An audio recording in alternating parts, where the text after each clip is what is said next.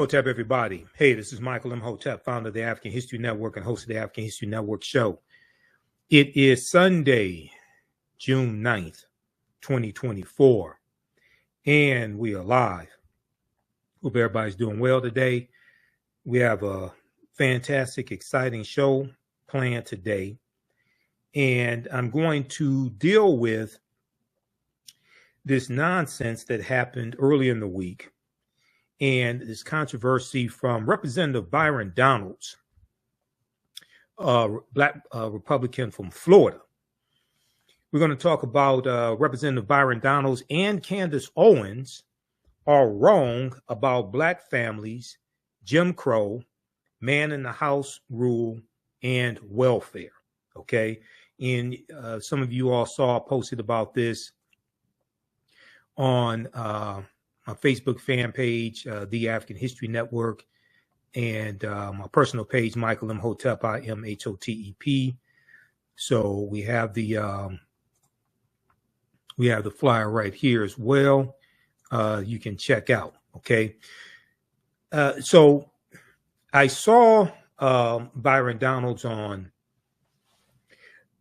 Joanne Reed's show on MSNBC, The Readout. I saw him on the Reverend Sharpton show on Saturday, June 8th.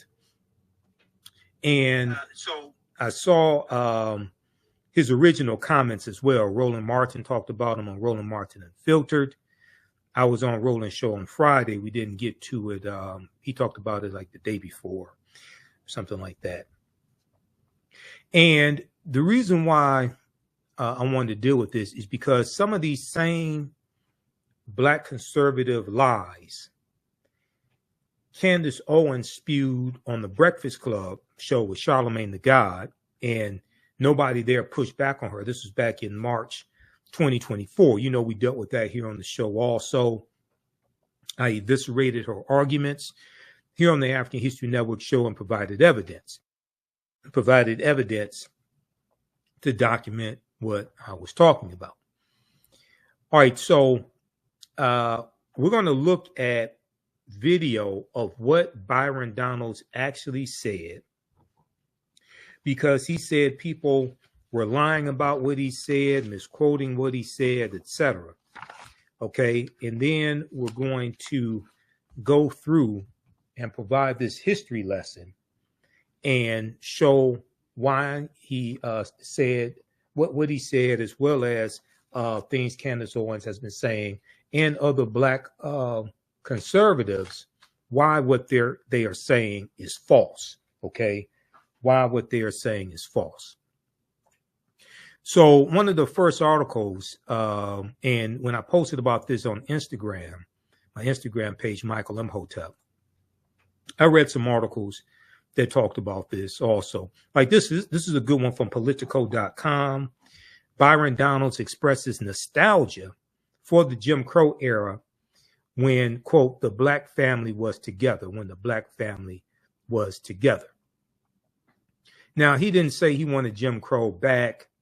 He didn't say Jim Crow was good for African Americans, but he implied that African American families were together during Jim Crow, and he implied somehow the Jim Crow era was better. And now the fake argument that these conservatives are trying to make is, especially African American conservatives, what they try to do is say that the policies of the Great Society program from Lyndon Baines Johnson, these policies harmed African American families, and therefore somehow African American families were better prior to these policies. Okay, so anti-poverty policies, welfare, different things like this.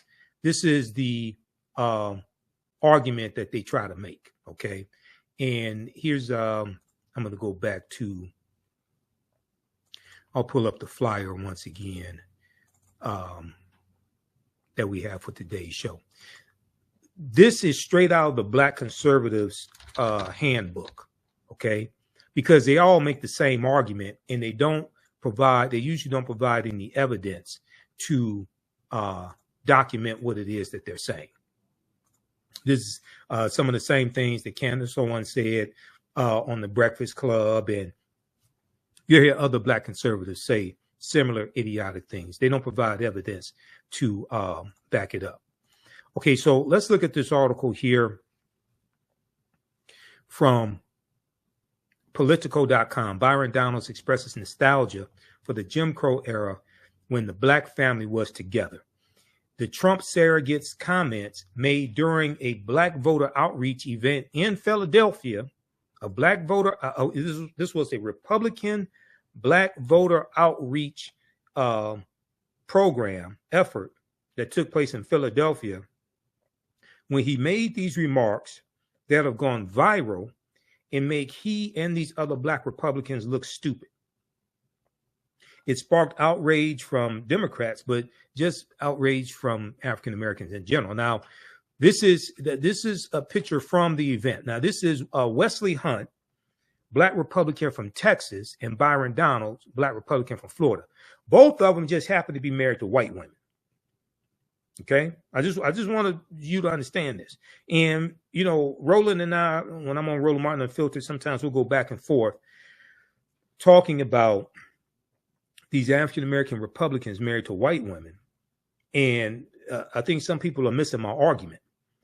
The argument I'm making, I'm not saying somebody African American suffers from self-hatred because they marry somebody white or they marry outside of their race. That's not what I'm saying.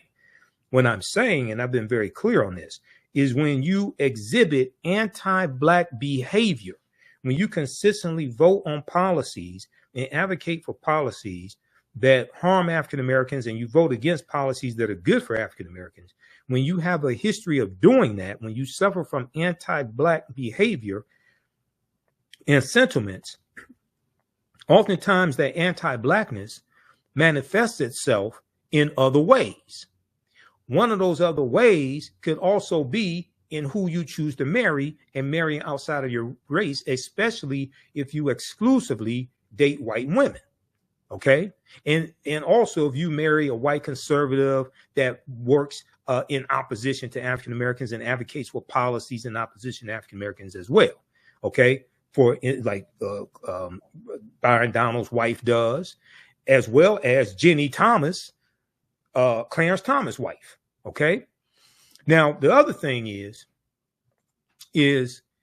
all of these Black Republican, all these male Black Republicans in the House of Representatives and the one in the Senate. Well, let's just look at the House. Burgess Owens out of Utah, John James out of Detroit, Wesley Hunt out of Texas, Byron Donald out of Florida, and there's one other one, because there's 5 in the House. They're all married to white women. Senator Tim Scott, Black Republican from South Carolina, who's in the U.S. Senate, he's engaged to a white woman. Okay? Now, I'm not saying they suffer from anti-Blackness because they're married to white women or engaged to white women. I'm saying that because they suffer from anti-Blackness, you can easily see how they ended up with who they ended up with. That's what I'm saying. Okay, Representative Byron Donalds was on the defensive on Wednesday as Democrats attacked him for comments he made the night before on Tuesday. So this event took place on Tuesday, June 4th in Philadelphia, Tuesday, June 4th, in a gentrified area of Philadelphia, by the way. Okay, as Democrats attacked him for comments he'd made the night before praising Black families under the era of racial segregation in America. Okay, now he said during Jim Crow, the Black family was together, quote unquote. Donald said during a Black GOP outreach event in a gentrifying part of Philadelphia on Tuesday, and he criticized decades-old policies from former President Dwight Eisenhower and Lyndon Baines Johnson for promoting a culture of what they call dependence, promoting a culture of dependence, and saying this made Black people dependent on the government. Now, they don't talk about government subsidies for corporations. They don't talk about government subsidies for white farmers. They don't talk about government subsidies for corporations and Donald Trump's $2 trillion tax cut for corporations. They don't talk about corporate welfare. They don't want to deal with that. Okay. They just want to say, oh, these policies made African Americans dependent. That's false. Quote, during Jim Crow, more black people were not just conservative, because black people always have been conservative minded, but more black people voted conservatively, end quote. This is what he said. Now, this doesn't make any sense right here, because if you actually understand the history of Jim Crow laws in the South, Jim Crow laws were against African Americans voting, generally speaking. So how would they vote? How were most African Americans voting conservatively when they couldn't vote? See, this is the nonsense that these black Republicans put out. Okay, so let's go and look at the actual video on his Twitter page to actually see what he said. Okay, because we don't want to give the wrong impression of what he said. So I want you to hear what he said. Okay, let's take a look at this. Now, this is his personal Twitter page at Byron Donalds. And this is from, he posted this June 5th. Okay, I think it was June 5th he posted this, because it took place on June 4th. Let's look at this here. I grew up with my mom. My dad and my mom, things didn't work out. As an adult, I look at my father and I say, bro, I don't know what happened, but you my father and I love you. Wow. I don't know what happened. I wasn't there. Wow. But I'm going to tell you this. Growing up, the one thing I knew I wanted to do, and this is not about my father, this is about what I wanted to do, is I wanted to be a father to myself. Wow. And so one of the things that's actually happening in our culture, which you're now starting to see in our politics, is the reinvigoration of black families with younger black men and black women. And that is also helping to breed the revival of a black middle class in America. You see, during Jim Crow, the black family was together. That's right. During Jim Crow, more black people were not just conservative, because black people always have been conservative minded, but more black people voted conservatively. And then HEW, Lyndon Johnson, and then you go down that road, and now we are where we are. What's happened in America the last 10 years, and I say it because it's my contemporaries, it's Wesley's contemporaries, you're starting to see more black people be married in homes, raising kids. It's when you home with your wife raising your kids, and then you look at the world, you're saying, now wait a minute, time out. This does not look right. How can I get something to my kids? It goes back to the conversation of generational wealth. Not just having a job, generational wealth. I'm looking at my kids. How can my kids be on my shoulders when they take off in life? That's what's happening. Okay, so he mentions Jim Crow 3 times, talks about generational wealth. We're going to talk about that because household wealth for African Americans has increased 60% under the Biden-Harris administration. Byron Donalds doesn't want to talk about that.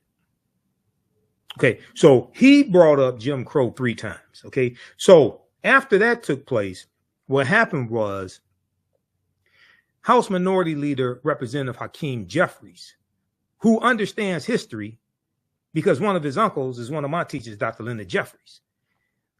House Minority Leader Representative Hakeem Jeffries eviscerated Byron Donalds on the House floor. Here's what.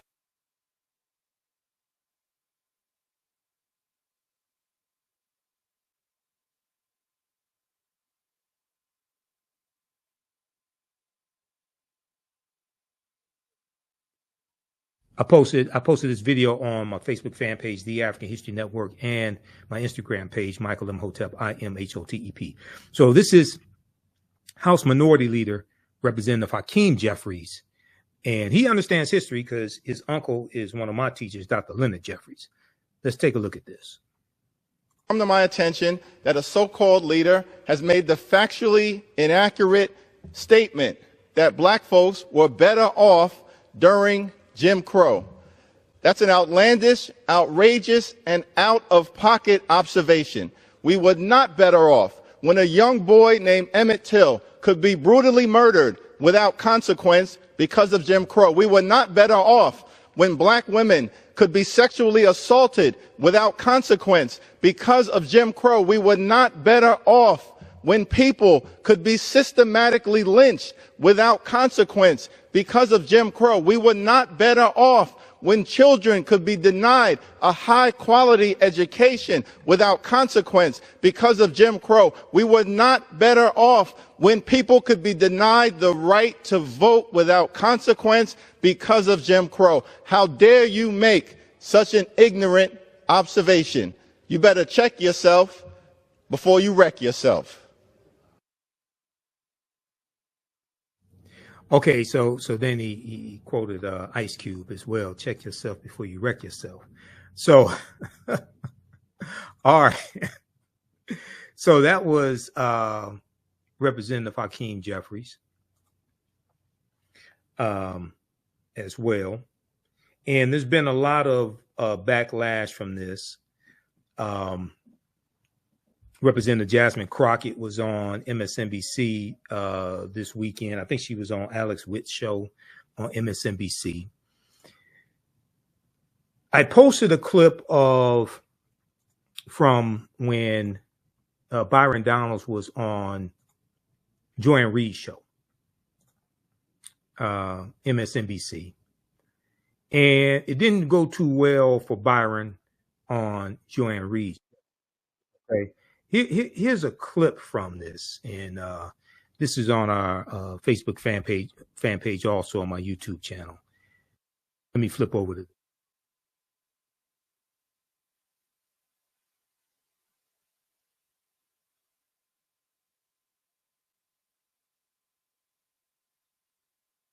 Which creates better people. Last question, and then I'm going to let you go. Last question. We're out of time, but I'm going to give you one more question. During Jim Crow, could your family have existed? You are in an interracial marriage. Your wife is a white conservative activist. Could your family have existed at all during Jim Crow? No, it could not, Joy, and we all know that. But that's why I am blessed to live in America today as opposed to America during that time. But we cannot ignore the realities of not having fathers in homes. That is important for Black people today and all people today as we move forward for a better America. We are out of time. What I'm grateful for is that we do not live in the Jim Crow era and that fathers do not face the threat of lynching. I'm very grateful of that. Perhaps don't bring up Jim Crow when you're trying to make that example. Representative Byron Donalds, thank you for being here, and we'll be right back. Okay, so I saw the full interview that Byron did with Joanne Reid, and you see, so I posted this on my Instagram page. I put this caption here. Trump-loving Black Republican, and let me see if I can zoom in on this. It won't zoom in. Trump-loving Black Republican, Representative Byron Donalds, Republican of Florida, admits he is blessed to live in Joe Biden's America. He said he's blessed to live in America today, right, as opposed to America under Jim Crow. Oh, so you're blessed to live in Joe Biden's America. This is what you're saying. And Joy asked the question, could Byron Donalds' interracial family have existed during Jim Crow? We know the answer is no. If it did exist, he'd be running for his life. Okay, especially in the South. Okay, he'd be running for his life. And so it was a good interview that Joy did. Creates better people. It was a good interview that Joy did. Then Byron went on Reverend Al Sharpton show on Politics Nation, MSNBC. He was on Saturday, June 8th, 2024. Okay. And I posted an excerpt of that clip as well. I'm going to show that to you. Also, thanks for all the birthday wishes, because my birthday was Friday, June 7th. So I've gotten couple of probably 300 birthday wishes on Facebook and got a few text messages, things like that. So thanks for the birthday wishes, everybody. Appreciate that. I turned 53. Okay, where did the time go? Okay, so here's a clip of Byron on Politics Nation.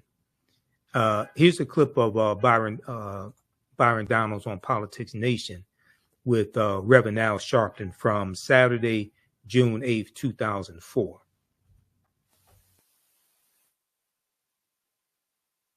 We are going to talk about the era, Congressman, and you name a race-based law, then you cannot take race out of the fact Jim Crow was a law against black people. You weren't just talking about the era of Dwight Eisenhower and Harry Truman. You named Jim Crow. There's only one way you could deal with Jim Crow, and that's by race. I mean, look, you and I have mutual friends. People say you're a straight shooter. We may disagree on politics. I'm giving you the benefit of the doubt. But look, you were born in Brooklyn. You went down into the South, went to Florida State. You have an interracial marriage. You're the congressman of a district that's not a black district. I mean, how can you even live with yourself acting like Jim Crow was a good era or better era for blacks? What happened to you? Okay, that's real cute. That's real cute. I did not say that. And I'm not going to sit here and have to insinuate that against you. Because right now you're lying about what I said. I did say Jim Crow. I did reference it 3 times. That's not to say that it was better. I never said that. Those words never came out of my mouth. When are you going to get that through your skull and everybody else's skull? I never said that. And the difference between me and a lot of other Republicans, I'm not going to sit here. You said it was better for us. I'm not going to let you lie under Jim Crow to bring families together. Did you say that? Hakeem Jeffries was lying. The Biden campaign was lying. All right. So look at my words. So Byron Donalds sounds like Donald Trump. Everybody's lying on me. People setting me up. The B set me up. He sounds like Donald Trump. Okay. But Donalds is the one who interjected Jim Crow. And they did that for a reason. It's just like when Candace Owens said, we had African Americans had a higher marriage rate during slavery than they do today. Like, you trying to say slavery was a good thing? You want to bring slavery back? So I'm going to go through and dissect these arguments and provide historical evidence to show how these people are lying. Okay. Byron Donalds, Candace Owens, these other black conservatives out here who are running this hustle. They're all reading from the same black conservative playbook. They're all reading from the same black conservative playbook. I understand the playbook. That's how I know what they're about to say. And that's how they all say the same thing. Okay. So let's look at, let's approach it this way.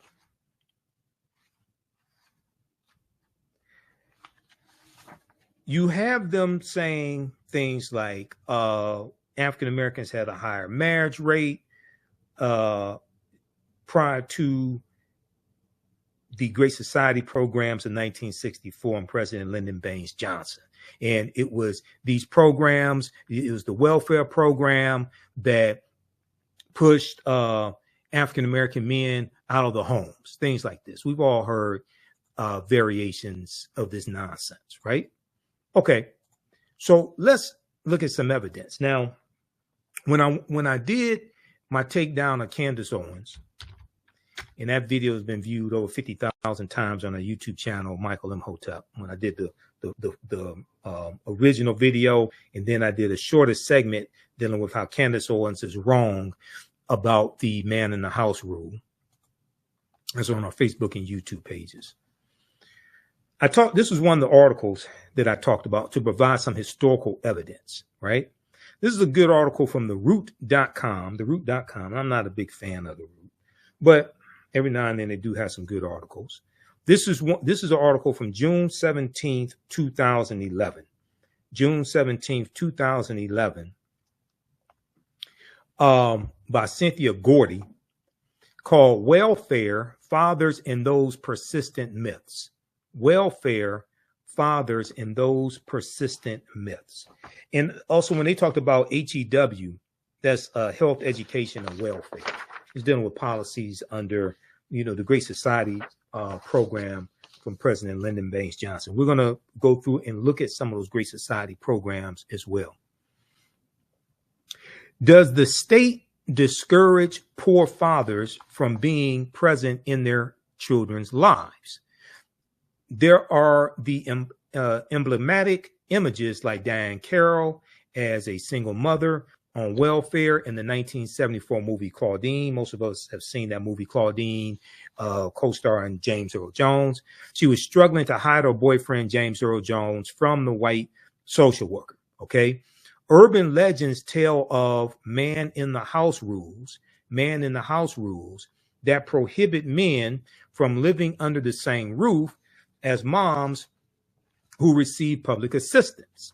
Between media images, half-truths, and also well-meaning but flawed policies, the belief that the welfare system undermines poor families has been entrenched in the public mind for decades. All of us realize the critical importance of fathers in the home, said Ron Sims, Deputy Secretary of HUD, Housing Urban Development at the time. This is under the Obama administration.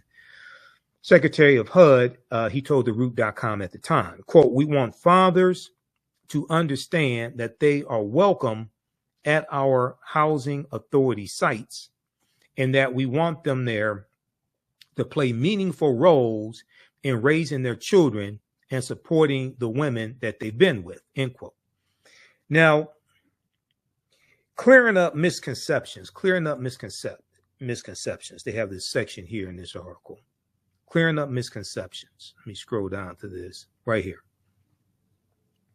A particular fact that those giving the side eye to the American welfare system often trot out is that in 1890, married couples headed 80% of all Black households. Okay, so this is during the Jim Crow era, 1890. This is the same year of the Mississippi State Convention, where they rewrote the Mississippi State Constitution to impose poll taxes and literacy tests, property ownership requirements to be able to vote, to suppress the African American vote. Okay, this is that same year. This is during the Jim Crow era that Byron Donalds said Black families were in the home. See, they all these Black conservatives play from the same playbook. And I've been on panel discussions with them, blew them away because I'm a historian. I know they're lying. Read this article right here from the Washington Post. The Mississippi plan to keep Blacks from voting in 1890. We came here to exclude the Negro. We came here to exclude the Negro. This talks about what happened at the Mississippi State Constitution. This article is from May 1st, 2021 by Ronald G. Schaefer. And one of the things it talks about was Solomon Saladin Calhoun, who was a white county judge who presided over the Mississippi State Convention. And he said bluntly why they were there. Okay, he said, let's tell the truth if it burst the bottom of the universe. We have come here to exclude the Negro. Nothing short of this will answer. All right. And the delegates eventually adopted a literacy test and a poll tax geared to suppress the Black vote in a state with a Black majority. The Mississippi plan became the model throughout the South, part of a raft of racially oppressive Jim Crow laws that ended Reconstruction. Okay, now, Jim, you're going to have some Jim Crow laws prior to Reconstruction ending. Going back to like 1865, 1866, these were Black codes, right? But the Union troops are in these former Confederate states in the South, enforcing to various extents the new rights of African Americans. So these Black codes, these Jim Crow laws, don't take really full effect until after Reconstruction ends with the Compromise of 1877. Okay. And then you're going to have these state constitutions, Mississippi, 1890, South Carolina, 1895, Louisiana, 1898, Alabama, 1901, etc., Oklahoma, Georgia, etc. Okay. All right. So it's important to understand this period of time, talking about Jim Crow, this and then into the early 1990s prior to 1964. It's going to be the Civil Rights Act of 1964, then the Voting Rights Act of 1965 that strike down Jim Crow laws and strike down these laws that put obstacles in the way of the 15th Amendment to the U.S. Constitution. Mississippi's 1890 convention sought to find a way around the 15th Amendment to the Constitution, which gave African Americans the vote. Okay. It guaranteed, the 15th Amendment of 1870 guaranteed the right to vote for African American men. African American women did not get the right to vote until the 19th Amendment of 1920, but the majority of African Americans still lived in the South in 1920, 1930, 1940. So the majority of us could not vote in the Jim Crow South, even though Byron Donalds said the majority of us voted conservatively during Jim Crow. Most of us could not vote during Jim Crow. Just 2 decades earlier, the Mississippi State Legislature had made history by electing Hiram Rhodes Revels to the U.S. Senate. That was in 1870. Okay, he was the first African-American member to serve in either house of Congress, but that moment of racial progress quickly vanished. This is Hiram Rhodes Revels right here. That moment of racial progress quickly vanished after President Rutherford B. Hayes removed all federal troops from southern states in 1877 because he was the Republican candidate for president. Neither Rutherford B. Hayes nor Samuel J. Tilden, the Democratic president in the 1876 presidential election, had enough Electoral College votes to become president-elect. There was a backroom deal at the Wormley Hotel in 1877 where Republicans agreed to Rutherford B. Hayes will remove the Union troops out of the South if the Democrats did not contest him becoming president. And this is what happened. And this ends Reconstruction. Now there's racial violence that's take place that contributes to Reconstruction in 1877. There's an economic depression in this country going back to 1873 called the Panic of 1873. Then in 1874, Democrats take back control of the House of Representatives for the first time since prior to the Civil War, which began in 1861. And because of this economic depression that's taking place, 1876, you have 14% unemployment rate in the country. You have hundreds of businesses, actually thousands of businesses that have closed, things of this nature. Then there were allegations of corruption against President Ulysses S. Grant. So these are contributing factors to Republicans losing power, but also as we go further into the mid 1870s and leading up to 1877, there is a decreasing commitment from Republicans to continue to enter into racial conflicts in the South. Okay, so for instance, in 1871, when you have the Ku Klux Klan Act of 1871, and President Ulysses S. Grant declares martial law in 9 counties in South Carolina. Right, to intervene on behalf of African Americans. But then when the Clinton, Mississippi riot of 1875 takes place in Clinton, Mississippi, President Ulysses S. Grant institutes his non-intervention policy because they got tired of intervening into racial conflicts in the South, and there was a declining commitment from Republicans to keep doing this. Okay. So this is going to lead up to 1877 and the Compromise of 1877. Okay. And I encourage people to, if you read the Smithsonian Mag, read the article when you look at why the Department of Justice was created. It was created in 1870.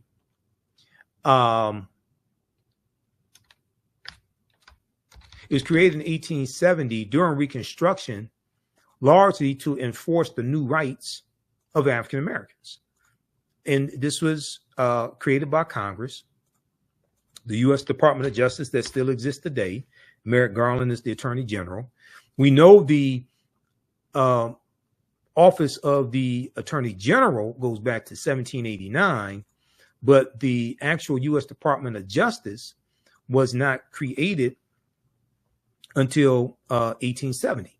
So if we look at this article here from SmithsonianMag.com, official website of the Smithsonian Institute, official magazine website of the Smithsonian Institute, created 150 years ago, the Justice Department's first mission was to protect Black rights. Created 150 years ago, the Justice Department's first mission was to protect Black rights. In the wake of the Civil War,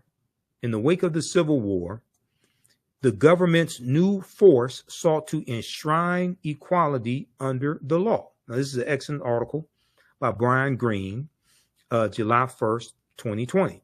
Okay, this is like 2 months after George Floyd was killed. That was May 25th, 2020.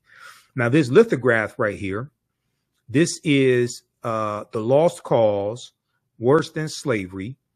This is the White League and the Ku Klux Klan, two domestic terrorist organizations. A cartoon by illustrator Thomas Nast shows a member of the White League and a member of the Ku Klux Klan joining hands over a terrorized Black family. Incidentally, Thomas Nast was the cartoonist who really popularized the secular figure of Santa Claus. It's Thomas Nast's drawings of the jolly fat fellow in the red suit with the rosy cheeks that really popularizes Santa Claus. Yes, you have Clement Clark Moore's poem, A Visit from St. Nicholas, but the actual image of Santa Claus that we know today goes back to Thomas Nast and his cartoon drawings of Santa Claus. Amos T. Ackerman was an unlikely figure to head the newly formed Department of Justice. In 1870, the United States was still working to bind the nation's wounds, torn open by the Civil War. During this period of Reconstruction, which is 1865 to 1877, the federal government committed itself to guaranteeing full citizenship to all Americans, regardless of race. At the forefront of that effort was Amos T. Ackerman, a former Democrat and enslaver from Georgia, a former slave owner and a former officer in the Confederate Army. Though the United States had an attorney general since the formation of the government in 1789, none had been empowered with the full force of a consolidated legal team quite like Amos T. Ackerman, and none had the monumental task of enforcing the 14th Amendment of 1868 and the 15th Amendments of 1870 and new legislation delivering long overdue rights to 4 million formerly enslaved Black men and women. This department's work on behalf of the emancipated population was so central to its early mission that Amos T. Ackerman established the department's headquarters in the Freedmen's Savings Bank building. The Freedmen's Bank, created in 1865 as an act of Congress. We know the Freedmen's Bank is going to collapse in 1874. There's mismanagement, corruption. African Americans lose $2.9 million in deposits when the Freedmen's Bank collapsed in 1874. Now, in the immediate wake of the Civil War, which ends for all practical purposes April 9th, 1865, when General Robert E. Lee surrenders to Ulysses S. Grant at Appomattox Courthouse in Virginia, even though the Civil War is still going to go on to a much lesser extent for another 16 months. It ends officially August 1866, when President Andrew Johnson, who succeeded Lincoln when Lincoln was assassinated in April 1865, President Andrew Johnson announces an official end to the Civil War in August of 1866. Even though General Robert E. Lee, even though his army in Northern Virginia was the largest Confederate army, it was not the only Confederate army. Okay, so there was General Joseph E. Johnston of Tennessee. There was Nathan Bedford Forrest, that traitor, Nathan Bedford Forrest, who goes on to become the first Grand Wizard of the Ku Klux Klan in 1867. And Nathan Bedford Forrest also led the Fort Pillow Massacre in 1864, where you had about 200 African-American Union soldiers who were brutally murdered, brutally executed, many of them shot point blank in the head on General Nathan Bedford Forrest's orders. Okay, so these smaller Confederate armies, terms of surrender had to be negotiated with those generals as well. So the Civil War goes on for a much smaller extent for another 16 months. Officially ends August 1866. History.com has a good article dealing with that. So I teach all this in my the second online class that I teach. And we have a new course starting up on Sunday, June 23rd, 4 p.m. Eastern Standard Time, 2024. Black resistance movements from the Haitian Revolution, U.S. Civil War, Civil Rights Movement, and Black Power Movement, 1800 to 1968. Okay, so you can register for that at our website, AfricanHistoryNetwork.com, and we'll get you some more information on that as well. How's everybody doing? How you like this type of information? Tavares said, "Happy birthday, brother Michael." Okay, thanks. So hopefully you're learning a lot here, because we're gonna get deep into this. Okay, I'm just warming up. All right, I just did a presentation for the Unity group. I just did a webinar for them from 6 p.m. to 8 p.m. today. So I did 2 hours with them. So now we're here for the African History Network show today. So I'm just warming up. All right. So in the immediate wake of the Civil War, Amos T. Ackerman, a New Hampshireite who settled in Georgia in the 1840s, looked to the future, leaving the Democrats for the Republicans. He left the Democratic Party for the Republican Party and prosecuting voter intimidation cases as a U.S. District Attorney in his adopted state of Georgia. Reflecting on his decision to switch his allegiance to the party of Lincoln, the Republican Party, Amos T. Ackerman said, quote, "Some of us who had adhered to the Confederacy felt it to be our duty when we were to participate in the politics of the Union to let the Confederate ideas rule us no longer. Let the Confederate ideas rule us no longer. Regarding the subjugation of one race by the other as an appurtenance of slavery, we were content that it should go to the grave in which slavery had been buried," end quote. So what's going to happen is that martial law is going to be declared in 9 counties in South Carolina, okay, by President Ulysses S. Grant. You're going to have the Ku Klux Klan Act of 1870. Let me go to that here. In reaction to the racial violence, Congress passed the Ku Klux Klan Act, which President Ulysses S. Grant signed into law in April 20th, 1871, providing Amos T. Ackerman unprecedented tools to subdue the Ku Klux Klan, okay? Because you're going to have, Lou Faulkner Williams in her book, The Great South Carolina Ku Klux Klan Trials, 1871 to 1872, wrote that the Klan conducted a year-long reign of terror throughout the region, starting with the November 1870 elections, whipping black and white Republican voters. An army general sent down to quell the riots after local police and state troops failed to do so, estimated the Klan numbered more than 2,000 sworn members in York County alone. Okay, this is this is basically in South Carolina. Quote, "The South Carolina Klan, in its fury," Lou Faulkner Williams wrote, "committed some of the most heinous crimes in the history of the United States," quote unquote. The 1910 novel The Klansman, on which the film The Birth of a Nation is based upon reportedly draws on these events in York County. So when you see my presentations, see my lectures and in my class that I teach, when we talk about the movie The Birth of a Nation, right? The movie The Birth of a Nation rejuvenates the Ku Klux Klan. The Klan had largely died out by 1915. The 1915 is the 50th anniversary of the 13th Amendment of 1865, December 6, 1865, which legally ends slavery. And we know the Ku Klux Klan is founded December 24th, 1865 on Christmas Eve, right?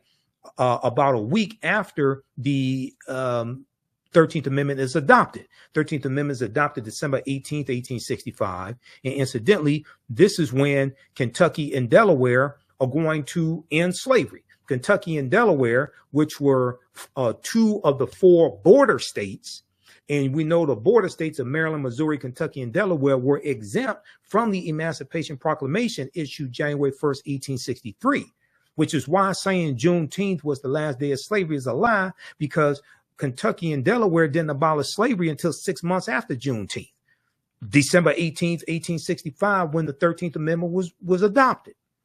See, so this is why some of this, even though it's important to celebrate Juneteenth and we have to deal with history, economics, law, and politics in our Juneteenth celebrations, and I'll be speaking at some Juneteenth celebrations here in Detroit on June 14th and the 15th. But we have to correct the history of Juneteenth and protect the history of Juneteenth. So the history of Juneteenth is right in this period of time when we're talking about Jim Crow laws and we're talking about the Reconstruction era. You have to understand the history of that period to actually be able to utilize the Juneteenth federal holiday effectively. This can't be Black folks cookout day. This can't be just a day off from work and you get drunk and eat watermelon and eat ribs and hot dogs and hamburgers. This can't be a Black version of the 4th of July. This has to be much more significant, much more important.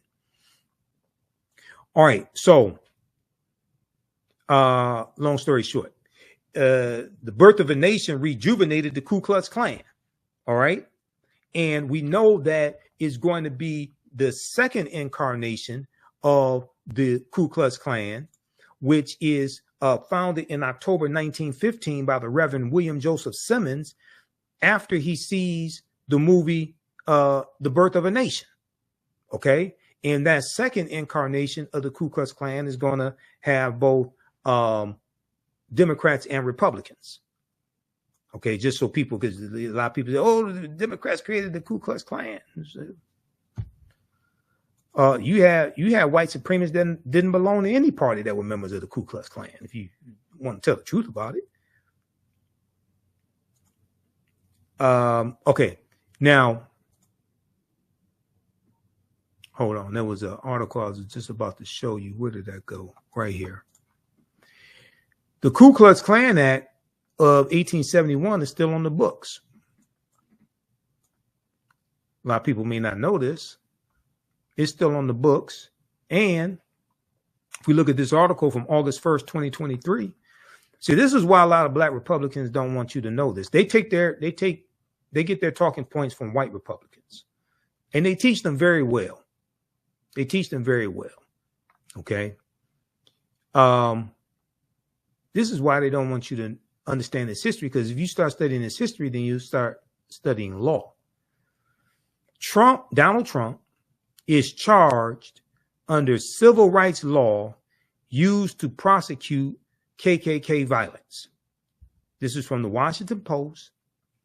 The provision was originally adopted in 1870 and was intended to protect the newly codified rights of Black citizens and the Civil War, after the Civil War.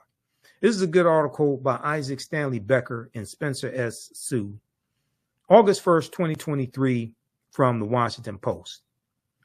And it deals with the Ku Klux Klan Act of 1871 that we just talked about during the Reconstruction era. And even though there's a third of the Foreign Enforcement Acts of 1870, Ku Klux Klan Act of 1870. And Ulysses S. Grant declares martial law in 1871. The statute, section 241 of Title 18 of the U.S. Code, was originally adopted as the Enforcement Act of 1870. It was the first in a series of measures known as the Ku Klux Klan Acts, designed to protect rights guaranteed by the 13th, 14th, and 15th Amendments, collectively called the Reconstruction Amendments. Section 241 makes it a crime to conspire, to injure, oppress, threaten, or intimidate any person, end quote, exercising a right protected by the Constitution or federal law. The 45-page indictment secured by Special Counsel Jack Smith accuses Donald Trump of a conspiracy against the right to vote and to have one's vote counted, end quote, in violation of Section 241. The alleged offense under Section 241 is among 4 counts included in the indictment, which argues that Donald Trump, along with 6 unnamed co-conspirators, eroded trust in the administration of the election and, quote, pursued unlawful means of discounting legitimate votes and subverting the election results, end quote. Those means, according to the indictment, included strong-arming state officials to change electoral college votes won by Joe Biden, and recruiting fraudulent electors in swing states prepared to override the will of voters. The alleged conspiracy included using the authority of the Justice Department to create doubt about the election results and encourage the presentation of those illegitimate electors as alternatives to Biden's valid electors. And according to the indictment, it involved pressuring Vice President Mike Pence to delay or thwart the certification of Biden's victory on January 6, 2021, and capitalizing on the violence unleashed that day to, quote, levy false claims of election fraud and convince members of Congress to further delay the certification based on those claims, end quote. Okay. So what Donald Trump is charged with from Special Counsel Jack Smith is directly related to the Ku Klux Klan Act of 1870, which was put in place to protect the rights of African Americans. And this son of a bitch tried to invalidate the vote of 16.9 million African Americans when he tried to overturn election results. He belongs up underneath the prison for the rest of his miserable life. Initially wielded against the Ku Klux Klan for keeping newly emancipated Black people from exercising their right to vote, Section 601 has also been used to prosecute a wider range of election subversion, including threatening or intimidating voters, impersonating voters, destroying ballots, and preventing the official count of ballots. It has also been a linchpin of broader civil rights enforcement used to prosecute hate crimes and law enforcement misconduct. Derek Chauvin, the police officer who pressed his knee into George Floyd's neck in Minneapolis, pleaded guilty in 2021 to violating a related statute, Section 242, which makes it a crime for public officials acting in their official capacity to deny a person's constitutional right. Any Black person who sits up and supports a white supremacist domestic terrorist like Donald Trump is sick, and they either don't understand history and they're lying to you, or they do understand history and they're still lying to you. You can't understand history and support this demon right here, Donald Trump. Go read this article here. What Donald Trump is being charged with, the law that he's being charged with, that's from the Ku Klux Klan Act. Isn't it poetic justice that this traitor is being charged with the same thing that they were charging these domestic terrorist Klansmen in 1871 of prosecuting them and putting them in jail? Now, let me ask you a question. Who's explaining this to you?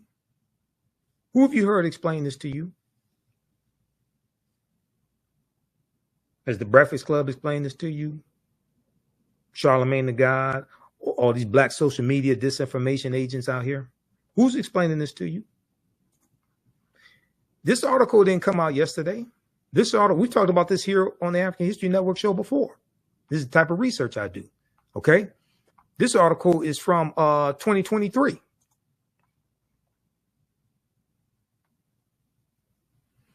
All right, let's continue. But read this article. Trump is charged under civil rights law used to prosecute KKK violence. No wonder MAGA is attacking the way history is taught in schools, and they're attacking affirmative action and diversity, equity, and inclusion, and anything that would teach us to understand the law. Because when I teach about political self-defense, it deals with understanding laws and policies, how they affect African Americans, and how to disarm these people of these laws and policies that they're using to attack us, and how to reverse that and use these laws and policies against them. Politics is the legal distribution of scarce wealth, power, and resources, and the writing of laws, statutes, ordinances, amendments, and treaties, their adoption, interpretation, and enforcement. This is law still on the books right now that goes back to the Reconstruction era. The U.S. Department of Justice was created largely to protect the new rights of African Americans. And if Donald Trump wins the presidency again, he's going to gut and neuter the Department of Justice. They're not going to prosecute police officers. They're not going to enforce a lot of these rights. They're going to weaken the Civil Rights Department of the Department of Justice. And he's going to use the Department of Justice against his quote unquote enemies, who are really people just following the law, holding his crooked ass accountable.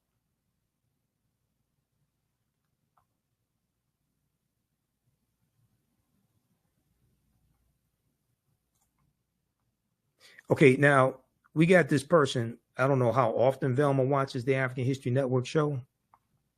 Probably not too often. She said, my question to you is, do you understand that there is no one running for president that deserves the black vote in America? That's false. Have you read this document right here, Velma? Fact sheet: the Biden-Harris administration advances equity and opportunity for black Americans and communities across the country. This is a 36-page document that takes you through policy by policy. Now, this one was last updated February 27, 2023. I've read the new one that was updated February of 2024. And it's good. See, I don't get into arguments with people that don't understand politics and law. This takes you through, this is at whitehouse.gov, where all this information is. I've gone through and read numerous fact sheets there that break down these policies and show you directly how these policies from the Biden-Harris administration are helping the African-American community. They talk about the bipartisan infrastructure bill. Yeah, but out of 260 Republicans, only 34 voted for it. Only 19 in the Senate and 14 in the House voted for it. Overwhelmingly, all the Democrats in both the House and the Senate voted for it. Yeah, it was bipartisan, but only 34 out of 260 Republicans voted for the bill, the $1.2 trillion infrastructure bill, the $1.9 trillion American Rescue Plan that lifted 1 million African-American children out of poverty, okay, that saved the U.S. economy. No Republicans in the House or the Senate voted for the bill. Implementing robust regulatory reform to reverse because Donald Trump either got rid of or greatly weakened 100 environmental policies that were held over from the Obama administration and previous administrations, and environmental racism, climate change, and environmental issues disproportionately negatively hurt African Americans. Black-owned businesses, you see the fastest rate of African American-owned businesses being created in 30 years. The lowest unemployment rate in history of African Americans in April 2023. when it dropped down to 4.7%. I was looking at that earlier today. 15 million jobs created, 2.6 million jobs for African Americans. The president's economic agenda has led to a historically low unemployment, including among Black Americans. That's true. Lowering energy costs, the Inflation Reduction Act, because African Americans are disproportionately harmed by the temperatures in our communities being higher temperatures because of climate change. So the Inflation Reduction Act it reduces energy costs. And this is the first really large bill to fight against climate change. Making home efficiency upgrades more affordable, creating economic opportunities and good paying jobs, supporting unions. One of the things Biden did was he signed an executive order that required at least $15 an hour to be paid for all federal employees and contractors. African Americans are 18.4% of the federal workforce. That gave a lot of them raises. Provide relief to farmers. The Inflation Reduction Act includes $5.3 billion that will provide relief to tens of thousands of farmers. Of that money, $3.1 billion will help distressed borrowers pay off their farm debts without ultimately taking the land or making the farmer ineligible for future assistance. An additional $2.2 billion will go to farmers who have suffered discrimination by the USDA farm programs, making critical investments in Black families and communities in the American Rescue Plan that no Republicans in the House or the Senate voted for. Historic expansion of the child tax credit, cutting child poverty to record lows for Black children. Then you look at the investment that was made for childcare, supporting childcare providers and reducing childcare costs for Black families. Black families are nearly 2 times more likely than white parents to have to quit, turn down, or make a major change in their job due to childcare disruptions. The American Rescue Plan that no Republicans in the House or the Senate voted for, that Byron Donalds voted against, that Wesley Hunt voted against, that every Black Republican in the House of Representatives voted against, and punk ass Senator Tim Scott voted against this as well. The American Rescue Plan provided a $39 billion lifeline to help child care providers stay open and compensate early child educators as they provide safe and healthy environments for children and help parents work. States have already delivered American Rescue Plan stabilization grants to more than 200,000 child care providers, 1 in 5 of whom are Black. That's 20%, with 13.5% of the population. That's 20% for those who are mathematically challenged. Let me repeat this. Who is explaining this to you? Who is explaining this to you?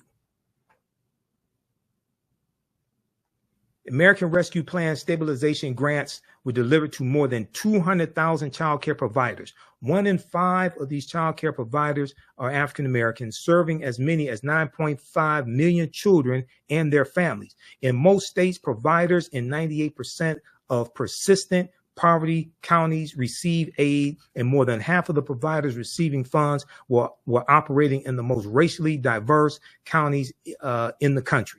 Okay, read the rest of that. Then you go, the American Rescue Plan also helped lower child care costs for all families, including Black families, including by expanding the child and dependent care tax credit. The American Rescue Plan tripled the earned income tax credit for 17 million workers without dependent children.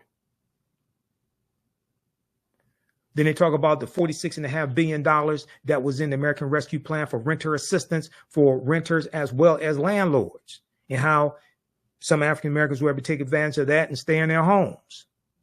Extending a lifeline to struggling small businesses and expanding access to capital.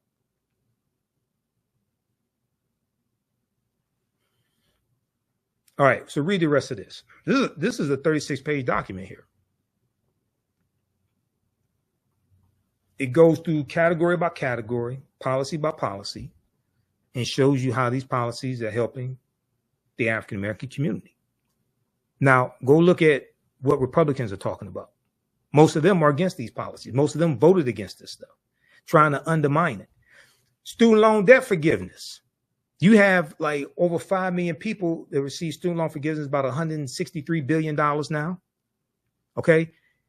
It would have been more, but Donald Trump's 6-3 conservative Supreme Court struck down Biden's executive order on student loan forgiveness that would have moved 500,000 African-American families from a negative net worth to a positive net worth, because Republicans don't support student loan forgiveness. Now, they supported forgiving the personal protection loans for COVID, because some of them got those loans. Some of them got loans forgiven for $100,000, $200,000, $300,000. Some Republicans in Congress. Advancing equitable employment outcomes and boosting wages for Black federal workers. On June 25th, 2021, President Joe Biden signed an executive order on advancing diversity, equity, inclusion, and accessibility, DEIA, in the federal workforce. This executive order launched a whole of government initiative to cultivate a federal workforce that draws from the full diversity of the nation and that advances equitable employment opportunities for workers from underserved communities. Okay, right here. This is what I was talking about. Further, the president has taken a series of executive actions leading to a $15 minimum wage for employees of federal contractors and federal employees. These actions impacted more than 370,000 workers in 2022 alone, including Black workers who disproportionately make up this population, because African-American workers are 18.4% of the 370,000 workers, helping to address long-standing wage disparities, reversing decades of disinvestment through the bipartisan infrastructure bill, because there's money in the infrastructure bill that most Republicans didn't vote for that would not only replace lead pipes like in Flint, Michigan, that desperately needs it, but also 3,000 communities across the country that had higher lead levels than Flint, Michigan did. But one of the things it's also going to do is it's going to repair the damage that the expressways did that separated African-American communities. When the U.S. Interstate Highway Acts in 1952 and 1956 drove 41,000 miles of interstate highways all across the country, okay, and it ran through 1,600 African-American communities, disrupting African-American communities. One of them was the Black community where the top supermarket was and is, that was shot up by the shooter in Buffalo, New York. That was an area, that was an African-American community that was bisected by the highways. One of the things that this $1.2 trillion infrastructure bill is doing, because 56,000 is over $400 billion so far that has funded 56,000 construction projects across the country. They have information about that at whitehouse.gov. One of the things that this infrastructure bill is going to do is reconnect Black neighborhoods divided by legacy highway infrastructure. Now, you got a lot of Republicans that don't want to even acknowledge the damage the expressways did. And most Republicans did not vote for the infrastructure bill. Now, they're there at the groundbreaking in their district and in their state, and at the ribbon cutting, the groundbreaking, all that, smiling and grinning. But most of them voted against this bill that provided the funds for the infrastructure project that's in their district.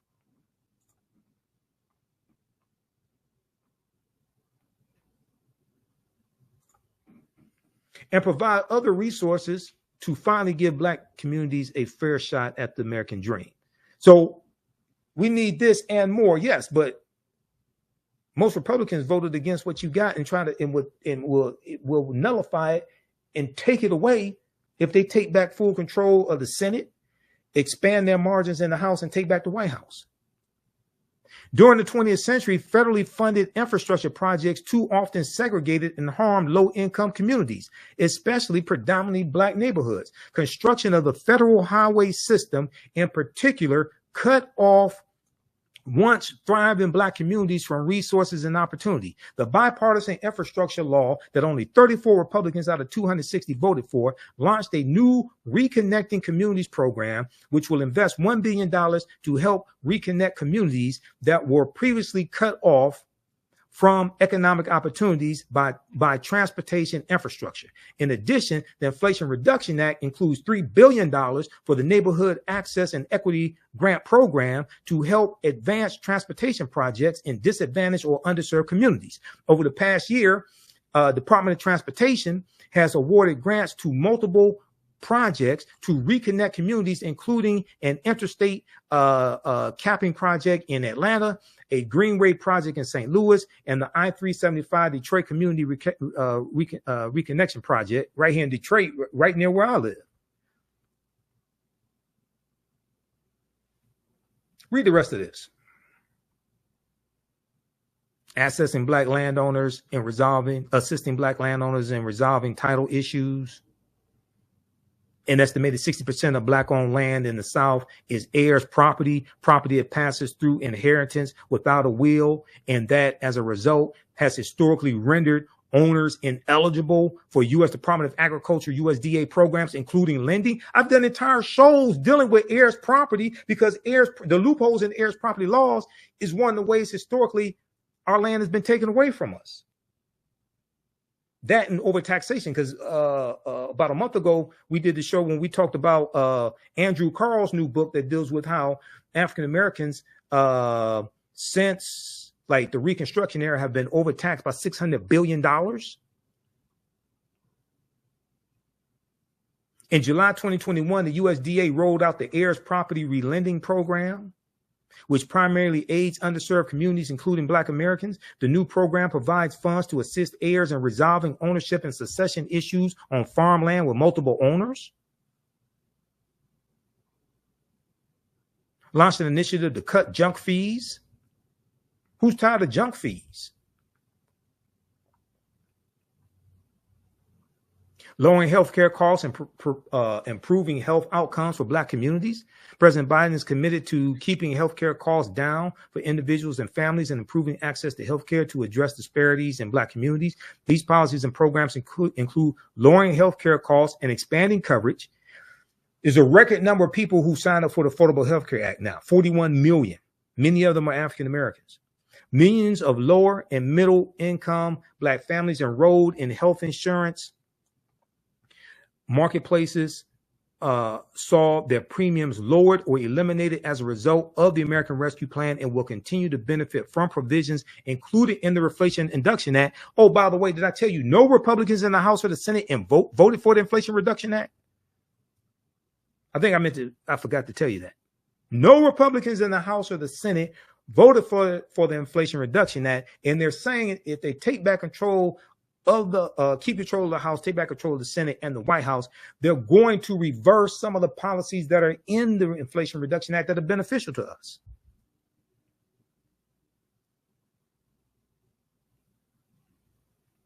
Almost 3.9 million Black people were uninsured in 2019 before President Biden took office, and over 570,000 Black people fell into the Medicaid coverage gap and were locked out of coverage because their state refused to expand Medicaid under the Affordable Care Act.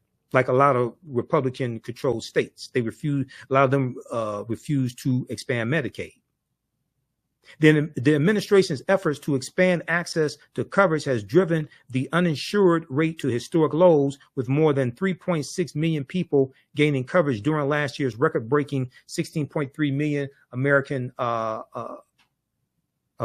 Care Act enrollment period. I haven't even talked about the $16 billion that HBCUs got from 2021 to 2024, which is a record amount of funding from any administration. I haven't even talked about that. Protecting Black maternal health.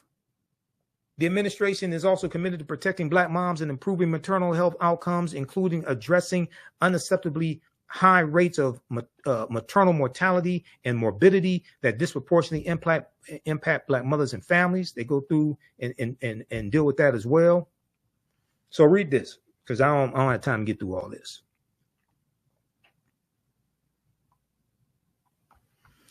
This is at whitehouse.gov.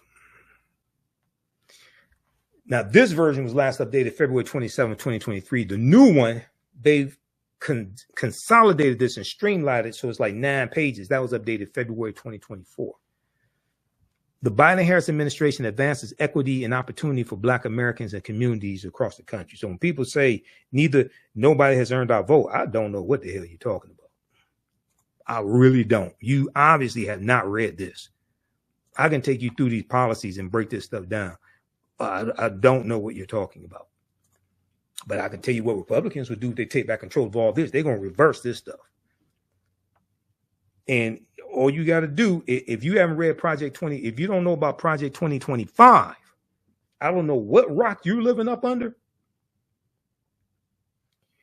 But that's like game over right there.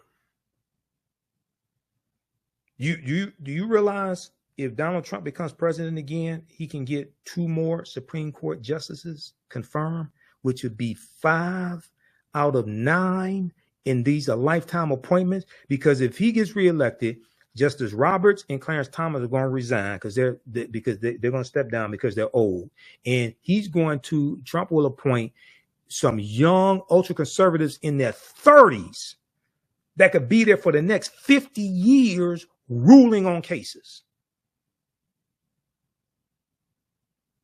So play around if you want to. This is straight up war. Play around if you want to. This is why this chicanery and skullduggery of a Byron Donalds and Candace Owens is so pernicious, because I know they're lying. And I can prove it. And they're working on behalf of these crazy MAGA people like Trump and his cronies.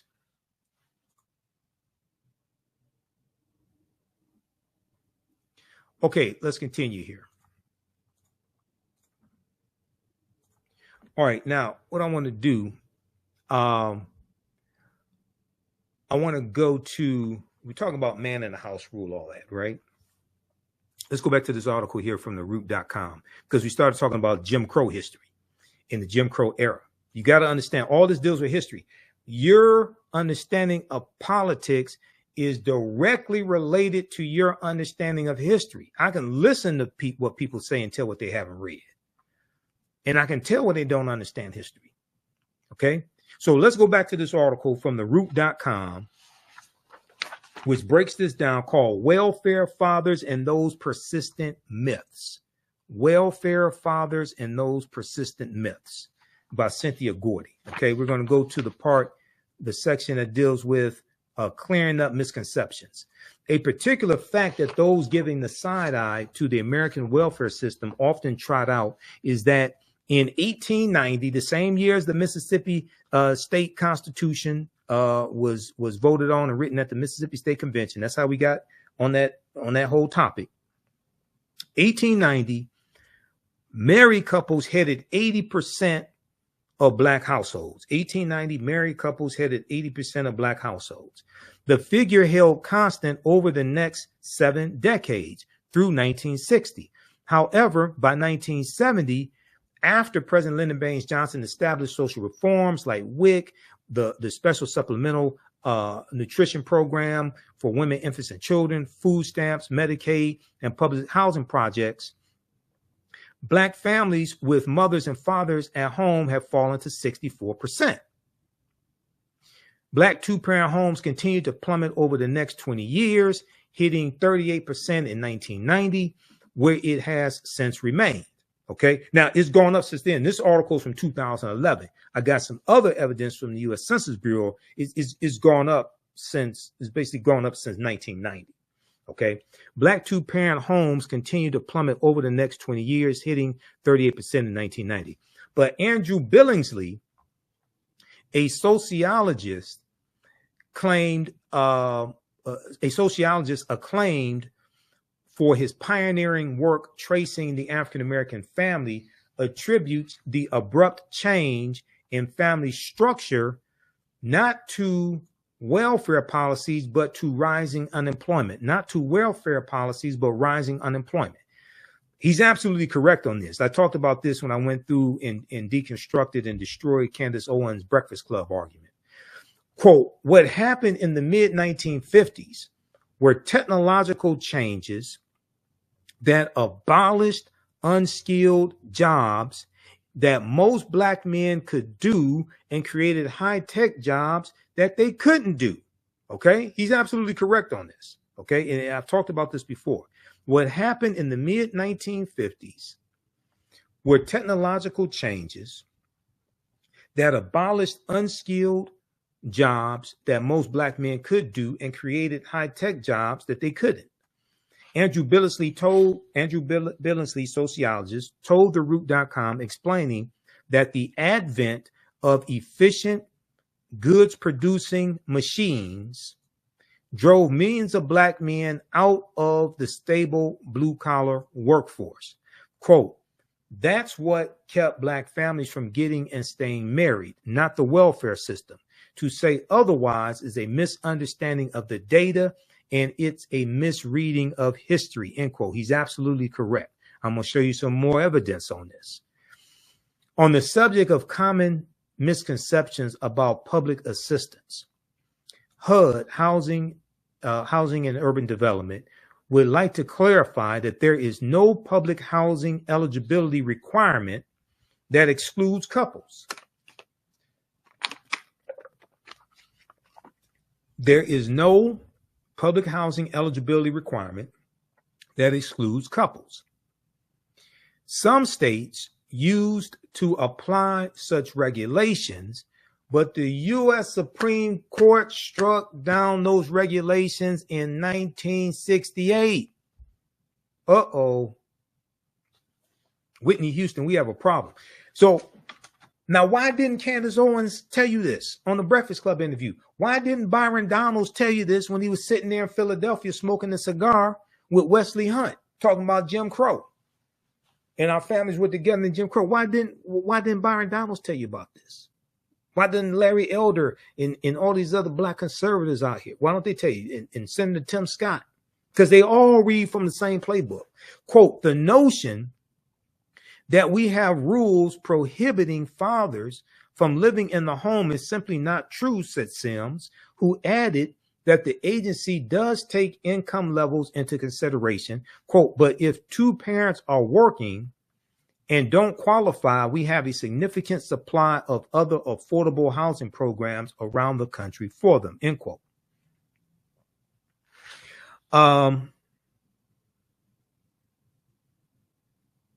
Another idea swirling around is that people convicted of crimes are not eligible for public housing. Quote, under the national policy, there are only 2 crimes for which we prohibit anyone from coming in, and that's if you sold methamphetamine. Now, this is as of 2011 when this article came out. I'm not sure if this has been updated. The policy: if you sold methamphetamine, or if you are a lifetime registered sex offender. Okay, if you sold methamphetamine, or if you are a lifetime registered sex offender, Sims explained. Yet local authorities can set other standards, and some do bar applicants with records. Quote, our goal is family reunification. We've let local housing authorities know that we want that changed, end quote, said Sims. Okay, now, so read the rest of this article here. Welfare fathers and those persistent myths. Welfare fathers and those persistent myths. And I want to look quickly here at the man in the house rule, because this is some nonsense that Byron Donalds, when he was there in Philadelphia smoking a cigar, but in other, since that took place in other media appearances where he tried to defend what he said, he talks about the policies from Lyndon Baines Johnson and Great Society programs and how it broke up black families, things like this. Okay, so let's look at this piece here from encyclopedia.com, which deals with the man in the house rule.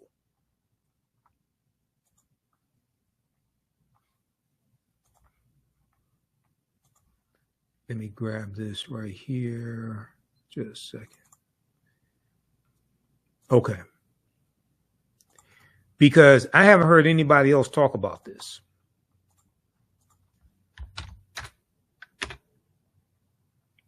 Man in the House rule, a regulation that was formally applied in certain jurisdictions that denied poor families welfare payments in the event that a man resided under the same roof. Now, keep in mind, like I just said, this was struck down by the U.S. Supreme Court, 1968. Nobody talks about this. I don't understand why. Before we go to that, I want to remind you, if you like this type of information, give us a thumbs up, give us a heart, give us a like. You can register for my online history courses, and you're going to learn so much. If you learn a lot from this broadcast here, you're going to learn so much from my online history classes. Visit our website, AfricanHistoryNetwork.com, AfricanHistoryNetwork.com. I'm speaking at the Juneteenth celebration taking place at the Motown Museum, Jubilee Detroit weekend. Visit JuneteenthJubileeDET.com. Friday, June 14th, event is 6 p.m. to 10 p.m. So I'll be speaking for a little bit there, giving a brief history of Juneteenth. Dancing in the Street, Motown Museum, 2648 West Grand Boulevard, Detroit, Michigan. We have the information at our website, AfricanHistoryNetwork.com. Then Saturday, I'm on a panel discussion at 3 p.m. The event is 12 noon to 6 p.m. Saturday, June 15, 2024. Liberation for Life at the Joseph Walker Williams Community Center, 8431 Rosa Parks Boulevard, Detroit, Michigan. A family fun day to promote health, wealth, and education. And then Sunday, June 16th, 12 noon to 6 p.m., Freedom Festival, Eastern Market District. I'll be there as well. I probably won't be speaking there. I'm speaking Friday and Saturday, but we'll see what happens Sunday. Okay, so we have the information at our website, AfricanHistoryNetwork.com. Visit Juneteenth Jubilee DET.com for more information. My Saturday class is Ancient Kemet, the Moors, and the Ma'afa. Understanding transatlantic slave trade, what they didn't teach you in school. We deal with thousands of years of history, what leads up to transatlantic slave trade taking place. You can register right now for it and watch the previous class sessions. We do the sessions live. All the sessions are archived and recorded. You can go back and watch it anytime. Even after the course is over with, you still have full access. Our next class is Saturday, June 22nd, 4 p.m. Eastern Standard Time. Click right here to register here. We have the class lesson plan here that you can download, and it goes through and gives an overview of the topics for each class. We look at 200 slides that I put together, 80 to 100 articles. There are 15 books that we reference. You don't have to buy any books to follow along in class. Then the second class that I teach that's starting up Sunday, June 23rd, 2024, 4 p.m. Eastern Standard Time, Black Resistance Movements from the Haitian Revolution, U.S. Civil War, Civil Rights Movement, and Black Power Movement, 1800 to 1968. Okay, we go through and look at this history chronologically, year by year, and look at what leads to the Civil War taking place. We studied the Reconstruction era, Jim Crow era, Civil Rights Movement, Black Power Movement, 1800 to 1968, to look at what happened to us after slavery ended, what were the laws and policies put in place to bring us to where we are today, to understand where we need to go from here. So you can register for this class is on sale, $80. Then we have the course bundle. Click right here, register for the course bundle. You get both classes. Also, the course bundle that is $120, okay, for both classes. All right, click right here for the course bundle. Okay, so let's look at this here. Man in the House rule.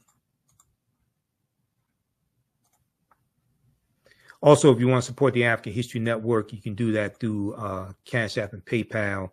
We definitely need your support. This helps us to keep doing the research, pay some of the bills, pay for these services that I use. It's not free to do what I do. It's not free to do the research that I do. $, the TheAHNShow through Cash App and through PayPal, paypal.me/TheAHNShow. Click right here, Cash App, and this has our QR code. These other ones here are fake African History Network Cash App accounts that I'm trying to shut down There's about 5 fake ones out there. This is ours. When you go to it, it'll say Michael. It'll probably show my picture there. But we have the link right here on our website. So, you know, you're dealing with me. Okay. So let's look at this here. Man in the house rule. And this is from encyclopedia.com.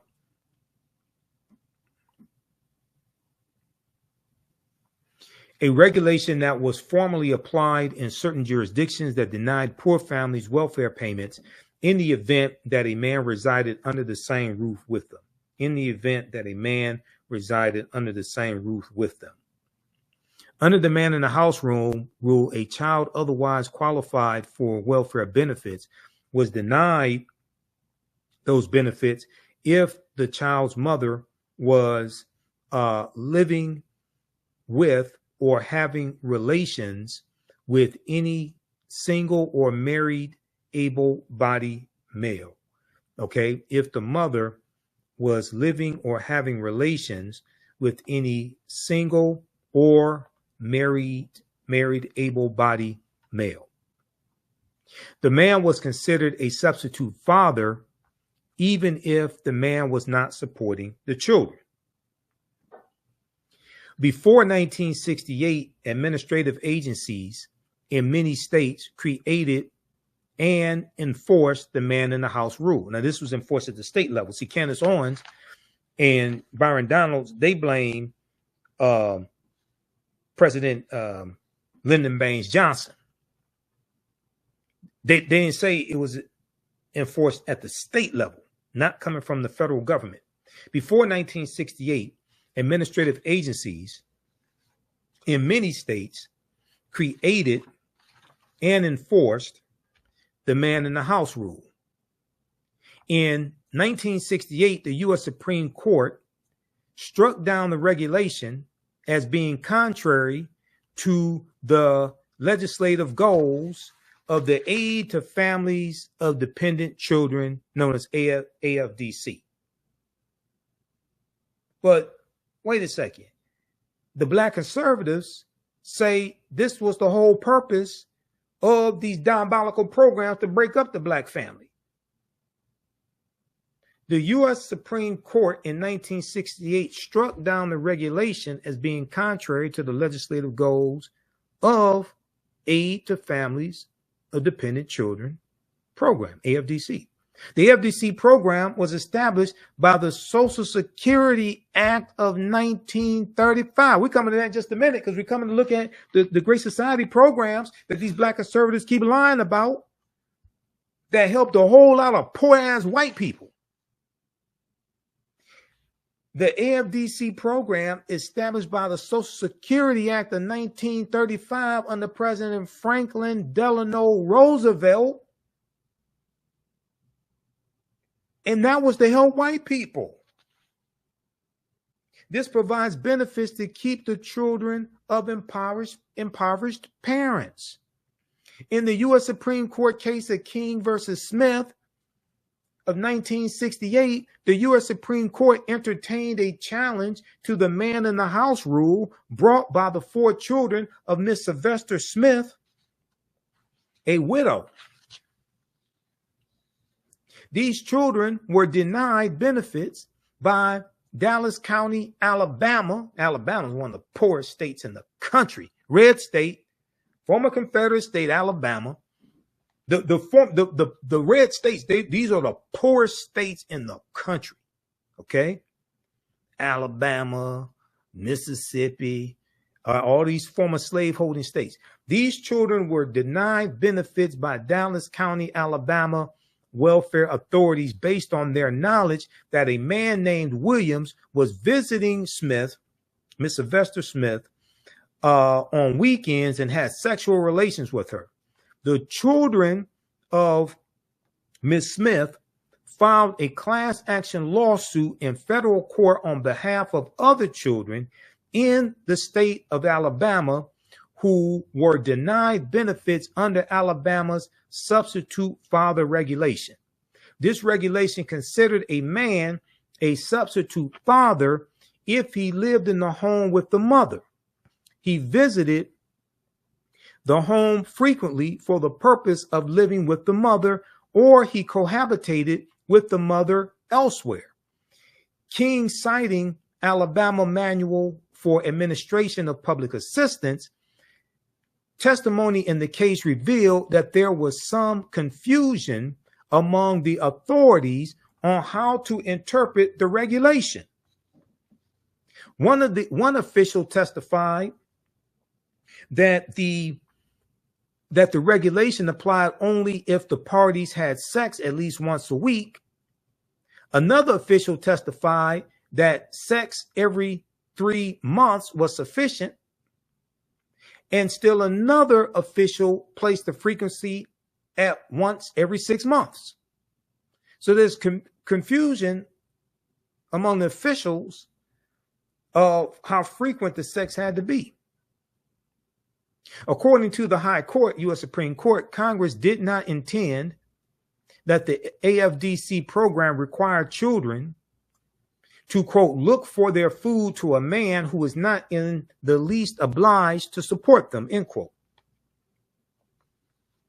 The court maintained that when Congress used the term parent in the Social Security Act of 1935, which was for white people, it was referring to, quote, an individual who owed to the child a state-imposed legal duty of support, end quote. Ultimately, the U.S. Supreme Court, the highest court in the land, in 1968 struck down the man in the house rule by holding that under the AFDC provision in the Social Security Act, quote, the destitute children who are legally fatherless cannot be flatly denied federally funded assistance on the transparent fiction that they have a substitute father.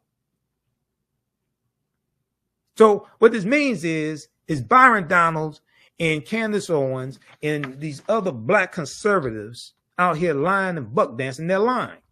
And they're never going to tell you that the law that they're citing was struck down by the U.S. Supreme Court in 1968.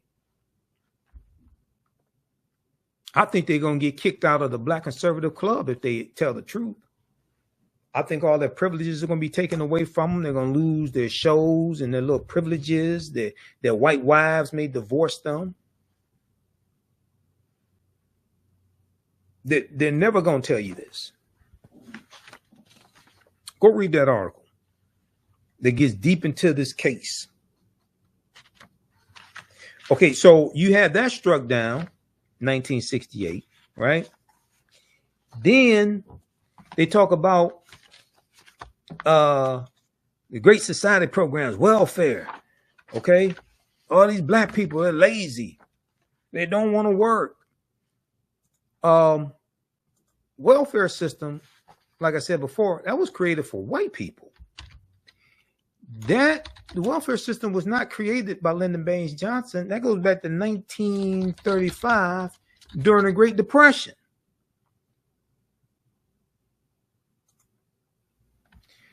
Let's look at this from archives.gov. What's archives.gov? That's the U.S. National Archives. You know, the same U.S. National Archives that wanted the classified documents back from Donald Trump. And he said because of the Presidential Records Act of 1978, he can keep the documents. But that's not what the Presidential Records Act of 1978 says. You can go read it at archives.gov, U.S. National Archives, because I read it. That's how I know he's lying.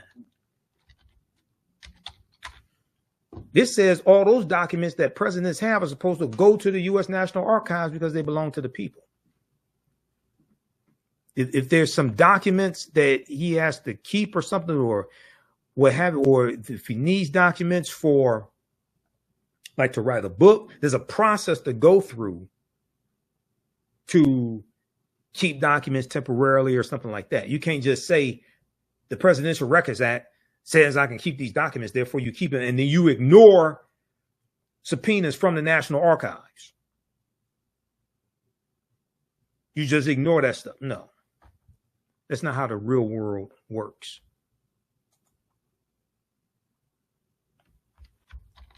Okay, Social Security Act 1935. Read this at archives.gov, U.S. National Archives, because I go to archives.gov to do research. Social Security Act 1935. On August 14, 1935, the Social Security Act established a system of old age benefits for workers, benefits for victims of industrial accidents, unemployment insurance, and aid for dependent mothers and children, persons who are blind, and persons with disabilities. That was created in 1935, and that was created largely for white people and white women. That was not created for African Americans. Before the 1930s, the support for the elderly was a matter of local, state, and family concern. On January 17, 1935, President Franklin Delano, not Delano, Delano, Delano, Roosevelt sent a message to Congress asking for Social Security legislation. The same day, Senator Robert Wagner of New York and Representative David Lewis of Maryland introduced bills reflecting the administration's views. Okay, so read the rest of this here. This deals with the welfare system that the black conservatives say was created by President Johnson. That was created during the Great Depression, and that was part of the Social Security Act of 1935. And that was for white people.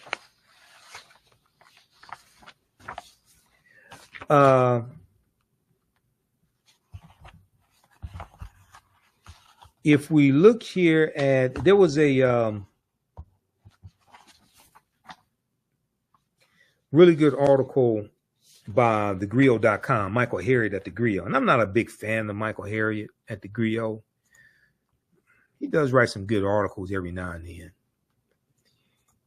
There was this one right here. They did a fact check on these lies Byron Donalds was telling. And they did a pretty good job with the fact check.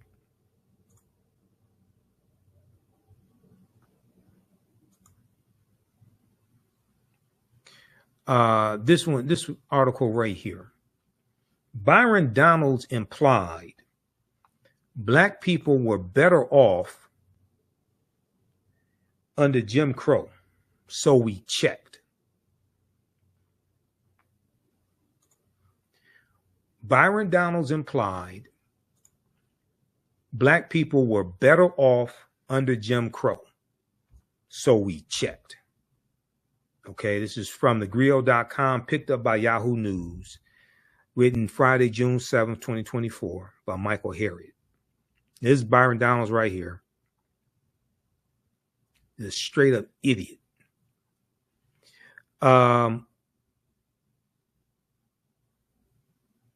Let's see. Byron Donalds voted to overturn election results in 2020. So it wasn't unusual when people accused the two-term congressman of valorizing the era of government-approved racism known as Jim Crow. Okay, so they go through and break down, do some fact-checking here. What was Jim Crow? After the 1876 presidential election, 15 white men gathered in a room to figure out a solution to the first Stop the Steal movement, known as the Wormley Agreement or the Compromise of 1877. 5 Supreme Court justices, 5 senators, and 5 representatives awarded the presidency to the Republican candidate Rutherford B. Hayes in exchange for ending the Reconstruction era. The concessions included a specific accommodation that the federal government would stop forcing former Confederate states to recognize the constitutional rights of black citizens. Now, notice how none of these black conservatives want to tell you that the Republican Party turned their backs on African Americans. And this is one of the reasons why Reconstruction ended. Because the Republicans sided with the Democrats and said, if you let Rutherford B. Hayes become president, he removed the Union troops out of the South. Therefore, you can take back control of the governments and you can do whatever you want to do. None of these black MAGA conservatives / Republicans, notice how none of them tell you this. This is documented history. Legislatures in northern and southern states immediately created a series of racially discriminatory policies that became known as Jim Crow laws. For 100 years, from the end of race-based slavery until the passage of the Civil Rights Act in 1964, every black person in America lived under this constitutionally enforced government-approved system of white supremacy. Because of Jim Crow, the black codes created after emancipation were now the law of the land. Segregated schools were mandatory under Jim Crow. Under Jim Crow, it was perfectly fine to disenfranchise black voters and ban non-white people from living where they wanted. Jim Crow excluded black taxpayers from using facilities built and maintained with their tax dollars. Like, for instance, you couldn't use, generally speaking, you couldn't use the public library. Public library was for white people, but your taxpayer dollars are funding the public library. You may not have been able to be a police officer or work in city government, but your taxpayer dollars are funding city government and paying for the police officers. Or you couldn't serve as a fireman. Couldn't work for the fire department, but your taxpayer dollars are funding the fire department.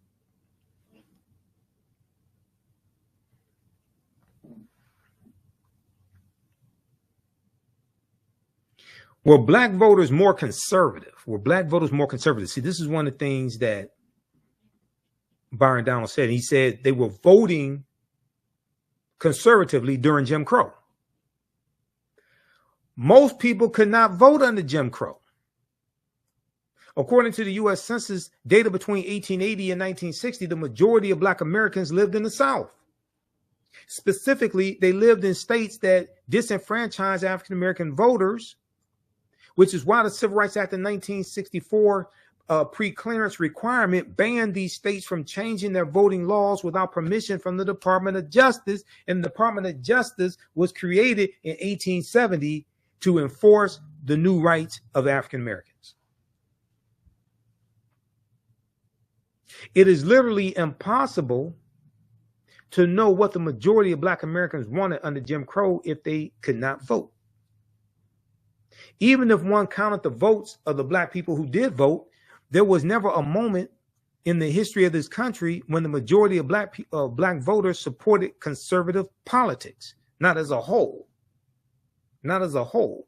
What do you call it conservative? Because, see, if what's interesting, Donalds really doesn't understand history.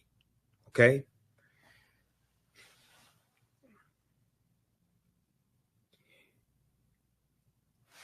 The Democratic Party was taking back control of the state legislatures during Jim Crow.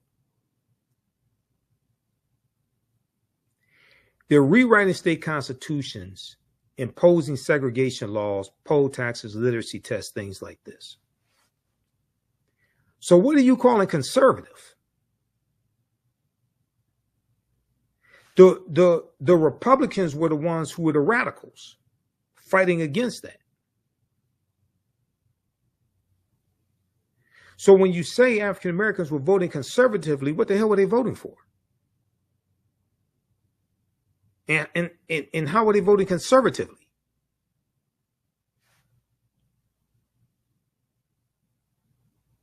Were you saying they're voting for laws to oppress them and suppress their vote?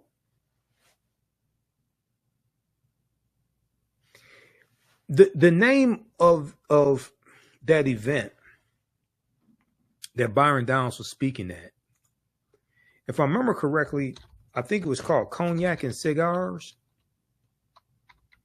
I think that's the name of the event, Cognac and Cigars. I think Byron Donalds had too much of that cognac. And now he stuck his foot in it And now he has to go with the bit.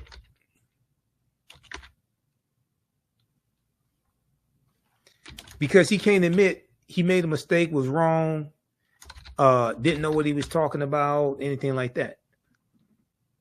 Now he has to go with the bit.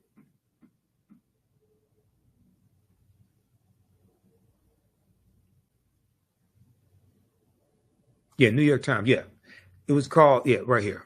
Byron Donalds, Trump VP contender, suggests Jim Crow era had an upside. The New York Times. Right here. Okay, the Republican congressman from Florida was visiting Philadelphia to persuade black voters to support former President Donald Trump. How sick can you be? Al Sharpton, I have my disagreements with Al Sharpton on certain things. Al Sharpton, Reverend Al Sharpton, asked him the correct question. What the hell happened to you to make you think that the Jim Crow era was somehow positive? Now, I just showed you the article from the Washington Post where Donald Trump is being prosecuted by Special Counsel Jack Smith under Section 241 of federal code, federal statute, which is the Ku Klux Klan Act of 1871. And you're going to take your black ass to Philadelphia to try to convince black people to vote for Donald Trump, who tried to invalidate their votes in 2020 and overthrow the government. You are a special type of stupid to do something like that. That's a special type of stupid.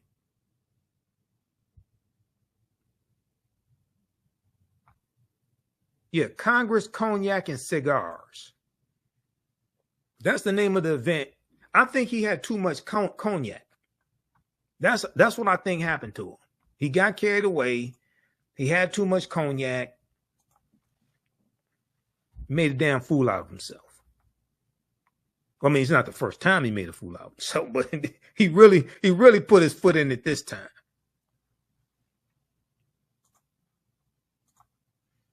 Okay, let's continue because I'm gonna wrap this up here in a minute. Let's go back to this piece here from the griot.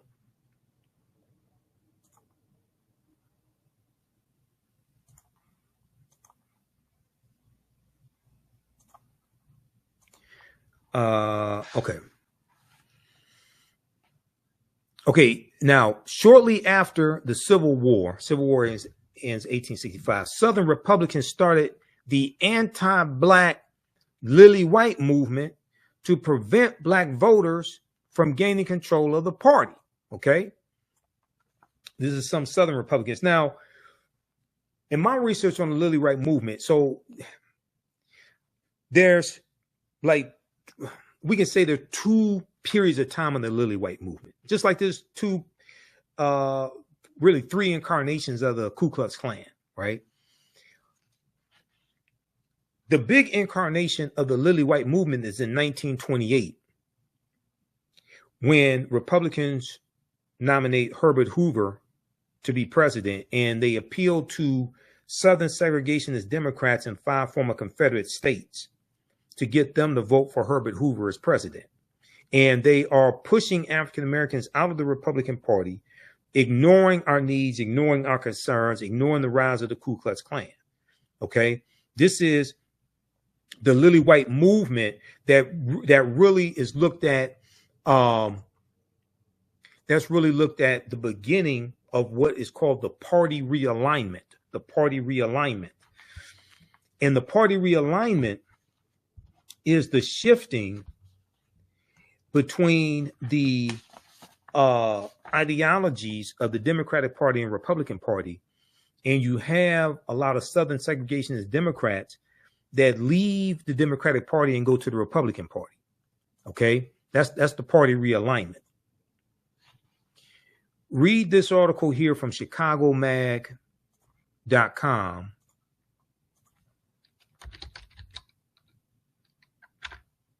How the party of Lincoln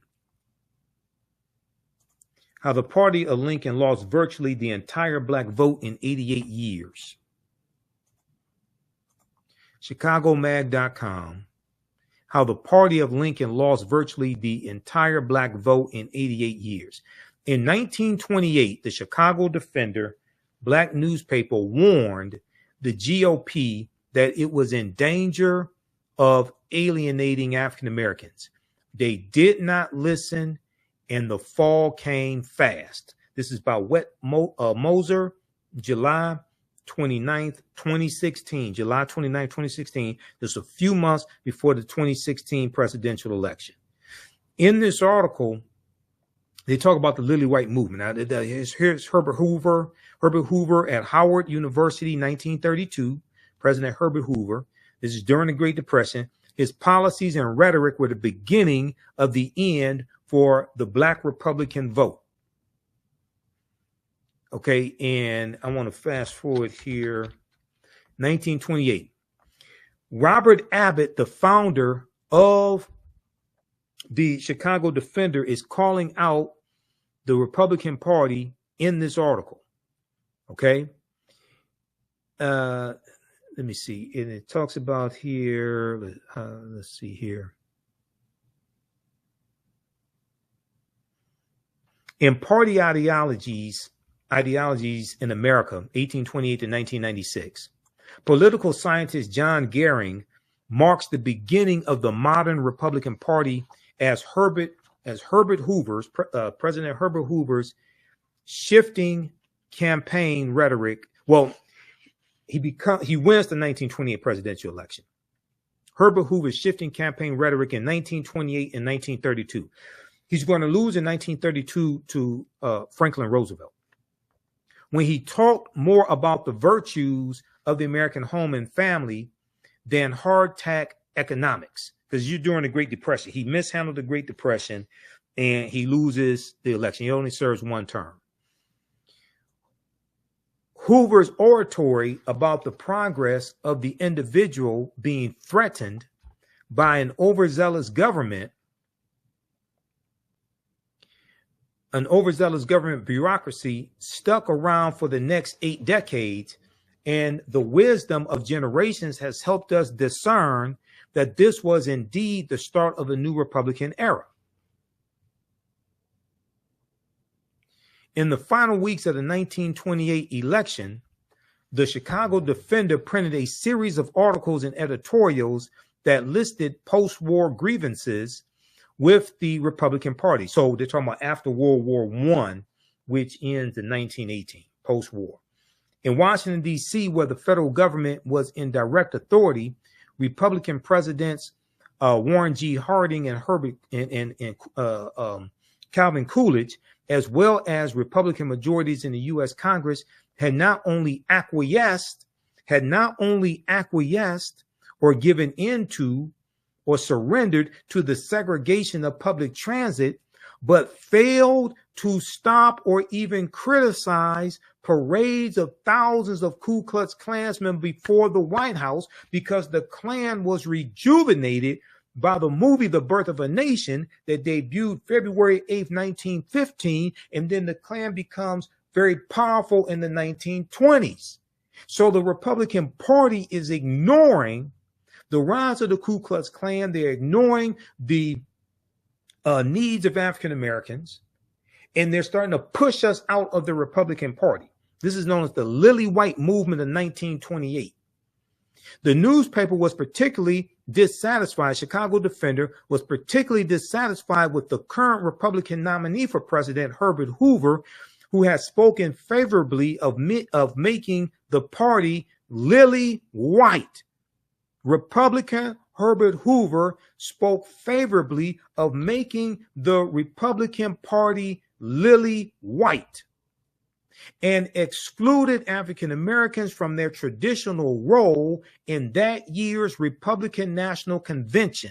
This was an effort to push African Americans out of the Republican Party, starting with Herbert Hoover in 1928 and the initiation of what's known as the Lily White movement of 1928. Most troubling of all was the candidate's covert backing from the Ku Klux Klan, whose members despised the Democratic nominee, New York Governor Al Smith, because he was Catholic, and Al Smith was a moderate from New York. So the Ku Klux Klan is back in the Republican Party. Now, why aren't these black conservatives talking about that? See, I've got receipts for them longer than CVS receipts. Read the rest of this article.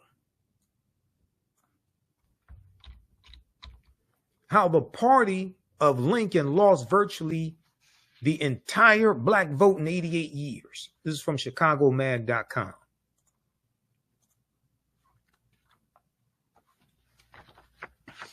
Okay, now I'm going to wrap this up here in a few minutes because this is my second 2-hour presentation that I did today. Okay. Give us a thumbs up, give us a heart, give us a like on this broadcast. How you all like this type of information? You can support the African History Network. We definitely need your support. $, the TheAHNShow through Cash App. $, the TheAHNShow through Cash App. Also through PayPal, paypal.me/TheAHNShow. We're going to post the information here. Register for the online history classes that I teach on Saturdays and Sundays. Our new class starts up Sunday, June 23rd. As soon as you register, there's bonus content that you can start watching. Okay. And you can join us and watch. There's bonus content, and you can register for the bundle pack also for my 2 classes. We have the information at our website, AfricanHistoryNetwork.com. Okay, now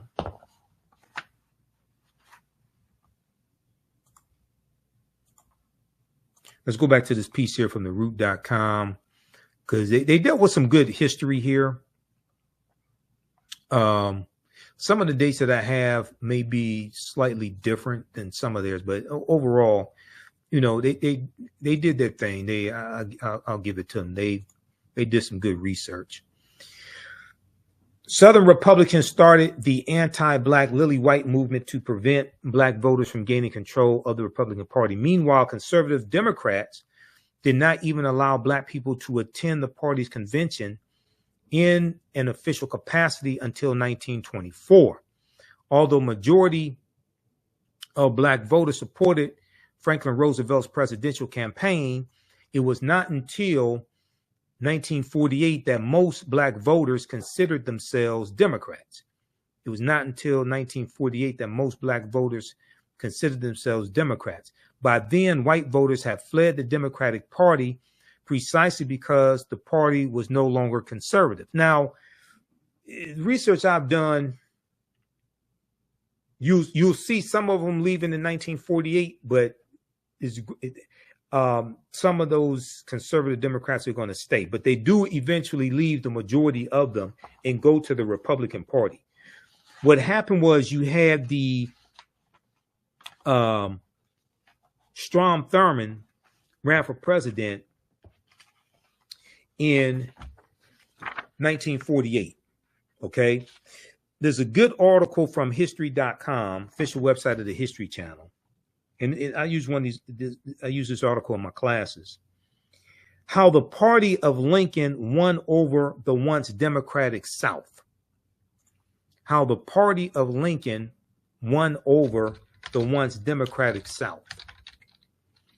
And now this article doesn't talk about the Lily White movement in 1928. I deal with that, but they hone in on 1948, presidential election 1948, and Harry S. Truman, and how the Democratic Party had a more pro-civil rights platform in 1948. Okay, read this article, how the party of Lincoln won over the once Democratic South. Democratic defectors known as the Dixiecrats, started a switch to the Republican Party in a movement that was later fueled by a so-called Southern strategy. So when Candace Owens said the Southern strategy doesn't exist, blah, blah, blah, she's lying. They used a Southern strategy in 1928, Republicans, to appeal the Southern segregationist Democrats and 5 former Confederate states. They used, Richard Nixon used a Southern strategy in 1968. She's lying. And she has to be getting paid to lie like that because you can't be that stupid for free. She has to be getting paid. If we go here to page 2 of this article,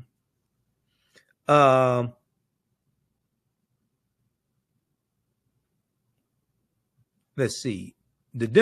After the Civil War, the Democratic Party's opposition to Republican Reconstruction legislation solidified its hold on the South. The Democratic Party, quote, the Democratic Party came to be more than a political party in the South. It came to be a defender of a way of life, Goldfield says. And they're citing David Goldfield, author of the book on American politics called The Gifted Generation When Government Was Good. It came out in November 2019. He said, and that way of life was the restoration of much as possible of white supremacy. That way of life was the restoration as much as possible of white supremacy. The Confederate statues you see all around were primarily erected by Democrats. Okay. Now, this is before the party realignment is completed and the Southern segregationist Democrats leave to join the Republican Party. Up until the post-World War II period, World War II ends in 1945, the party's hold on the region was so entrenched that Southern politicians usually could not get elected unless they were Democrats. But when President Harry S. Truman, a Democratic Southerner, introduced a pro-civil rights platform at the Democratic Party's 1948 convention, a faction of the Democratic Party walked out because African Americans going back to 1928 and going back to 1932, when Franklin Roosevelt runs against Herbert Hoover, we started slowly going over to the Democratic Party. We found them more receptive to our issues. We were being pushed out of the Republican Party, and the Republican Party was increasingly ignoring our issues. These defectors, known as Dixiecrats, held a separate convention in Birmingham, Alabama. There, they nominated South Carolina Governor, white supremacist Strom Thurmond, who was a staunch opposer to civil rights, a staunch segregationist. He had a black mistress, okay, staunch opposer of civil rights, to run for president on their states' rights ticket. He was nominated to run for president on the Dixiecrats states' rights ticket. Although Strom Thurmond lost the election to President Harry S. Truman, he still won over 1 million popular votes. Quote, it was the first time since before the Civil War that the South was not solidly Democratic, Goldfield says. And that began the erosion of the Southern influence in the Democratic Party. After that, the majority of the South still continued to vote Democratic because it thought of the Republican Party as the party of Abraham Lincoln and Reconstruction. The big break did not come until President Lyndon Baines Johnson, another Southern Democrat from Texas, signed the Civil Rights Act in 1964 and the Voting Rights Act in 1965. Though some Democrats had switched to the Republican Party prior to this, that's true, many did, prior to 64 and 65, quote, the defections became a flood. The defections became a flood after Johnson signed these acts. And so the political parties began to reconstitute themselves, Goldfield says. Then in 1964, Senator Barry Goldwater of Arizona, a Republican, runs for president against Lyndon Baines Johnson, and Barry Goldwater ran on an anti-civil rights platform. So most African Americans naturally voted for Lyndon Baines Johnson because it made sense. The change was not total or immediate. During the late 1960s and early 70s, white Southerners still transitioning away from the Democratic Party, newly enfranchised Black Southerners voted and continued to vote Democratic. And even as Republican Richard Nixon employed a Southern strategy, share this article with Candace Owens because she doesn't know what the hell she's talking about. And even as Republican Richard Nixon employed a Southern strategy that appealed to the racism of Southern white voters, former Alabama Governor George Wallace, who wanted segregation now, segregation tomorrow, segregation forever, ran as a Democrat in the 1972 presidential primaries. Now, he ran for president in 68 and lost. He didn't run as a Democrat in 68. He ran as a third party candidate in 68. He got 46 Electoral College votes from 5 former Confederate states in 1968. That was the last time a third party candidate won a single Electoral College vote. 1968. This is why voting third party is ridiculous if you actually understand how the Electoral College works. It takes 270 Electoral College votes to become president-elect. You become president-elect by winning the popular votes in each state. You win the popular votes in each state. You win the Electoral College votes in each state by winning the popular vote in each state. Anybody tells you the popular vote does not matter is lying to you. Or they don't read. They haven't read the U.S. Constitution. Popular vote does matter. It's the popular vote per state that matters.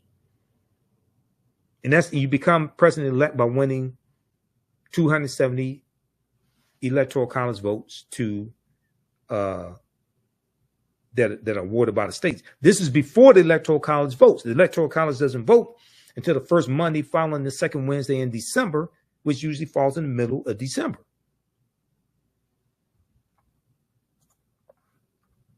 Read this article right here that deals with the history of third-party candidates.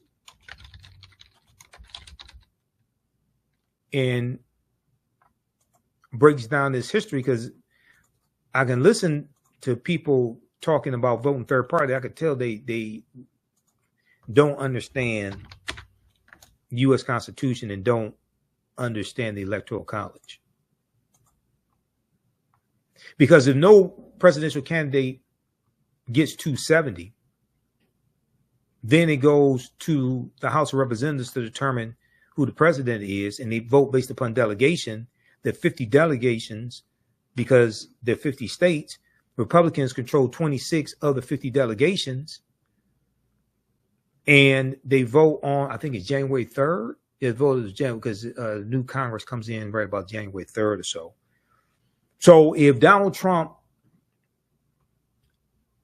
if neither Donald Trump or Joe Biden get 270 Electoral College votes, Donald Trump could lose the popular vote, lose the Electoral College vote, and Republicans can still vote for him to become president because people end up wasting their vote voting for a third-party candidate. And you can still end up with this domestic terrorist back in office.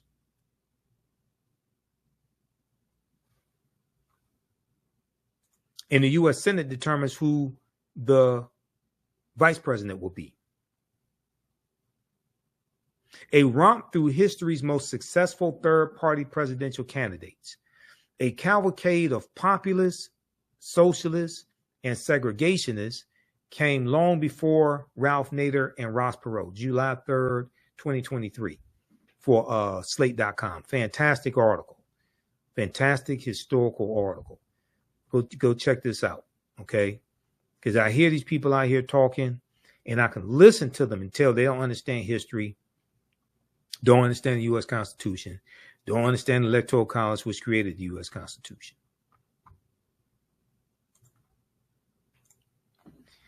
All right, now, Great Society programs take a look at this piece here.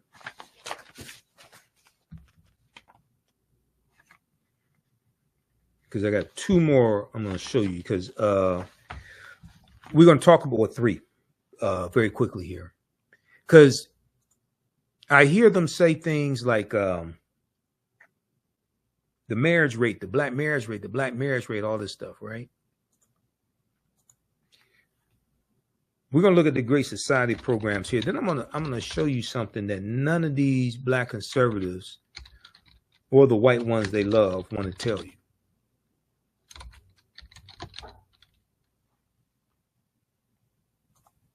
Great Society program. This is at history.com, official website of the History Channel.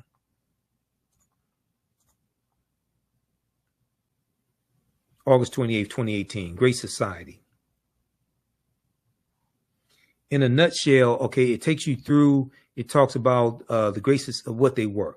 The Great Society was an ambitious series of policy initiatives, legislation, and programs spearheaded by President Lyndon Baines Johnson, with the main goals of ending poverty, reducing crime, abolishing inequality, and improving the environment. This is why black conservatives are against this. They're not really trying to change policies to fight poverty. Okay. They're not trying to abolish inequality. Most of them are against environmental regulations to improve the environment, fight climate change, things of this nature. In May 1964, President Lyndon Baines Johnson laid out his agenda for a great society. During a speech at the University of Michigan, with his eye on re-election that year, Johnson set in motion his Great Society, the largest social reform plan in modern history. Okay, so they talk about riding a wave of empathy and being sworn in after Kennedy was assassinated. They talk about the war on poverty. The war on poverty. In March of 1964, Johnson introduced the Office of Economic Opportunity and the Economic Opportunity Act. During a special message to Congress, he had hoped to help the underprivileged break the poverty cycle by helping them develop job skills, further their education, and find work. Okay. Now these black conservatives make the Great Society programs seem like it's for lazy people and lazy black people. No, it was to help them develop job skills, further their education, and find work. To do this, President Johnson created Job Corps for 100,000 disadvantaged men. Half would work on conservation projects, and the other will receive education and skills and training, special job training centers. Receive education and skills training in special job training centers. Does this sound like this is something for lazy people? In addition, President Johnson tasked state and local governments with creating work training programs for up to 200,000 men and women. A national work study program was also established to offer 140,000 Americans the chance to go to college who could otherwise not afford it. So the work study program that you have in colleges, okay, this was a special government program where you work and get paid for it while you're in college. All it's a special program that was created by the Great Society programs. Does this sound like this is for lazy people? Other initiatives, the so-called War on Poverty, offered were a community action program for people to tackle poverty within their own communities, the ability for the government to recruit and train skilled American volunteers to serve poverty-stricken communities, loans and guarantees for employers who offer jobs to the unemployed.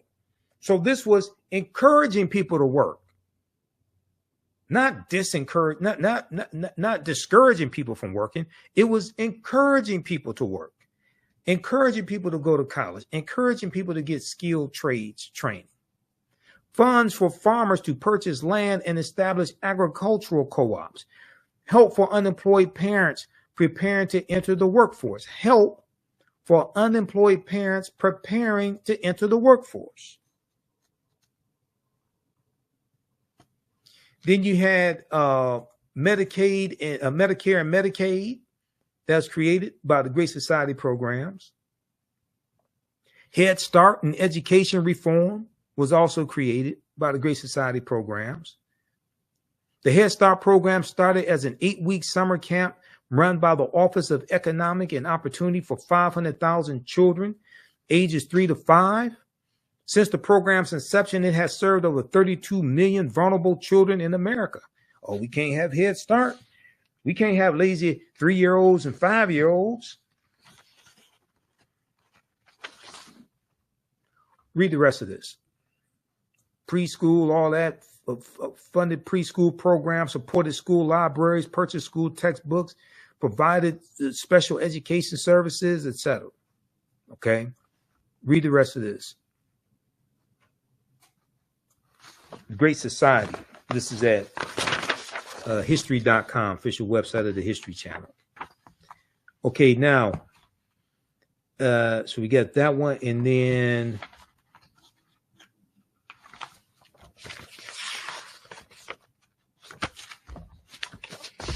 this one here is from snaptohealth.org. Snaptohealth.org, and it gives a timeline of the history of welfare.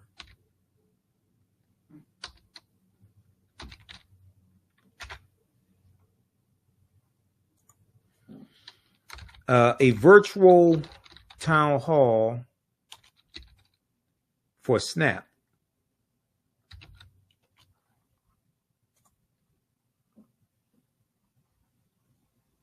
And deals with the history of WIC, all of that right here.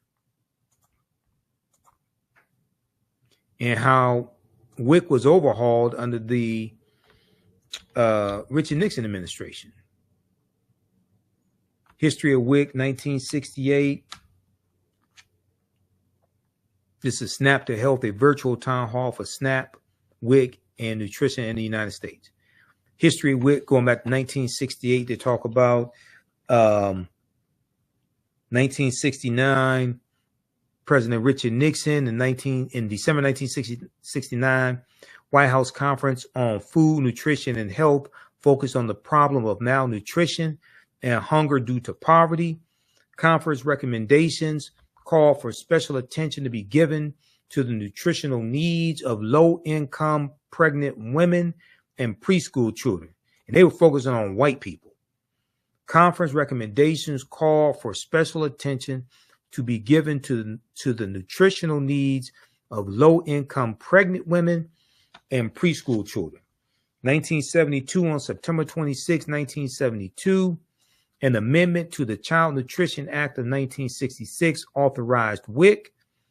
The legislation established the Special Supplemental Food Program as a 2-year pilot using Dr. David Page's voucher program as a model.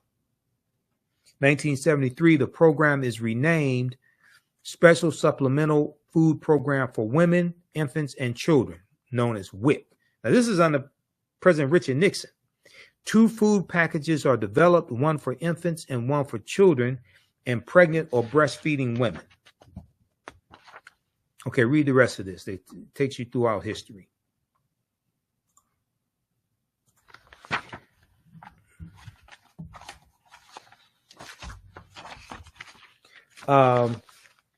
So they like to talk about the marriage rates and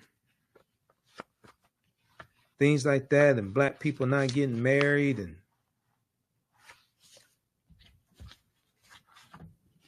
all of that, right? And then they blame the Great Society programs, which were helping largely white people. They blame the Great Society programs and say this broke up the black family.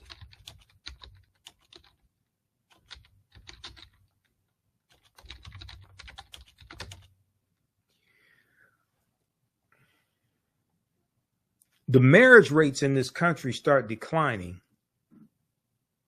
in the 1970s.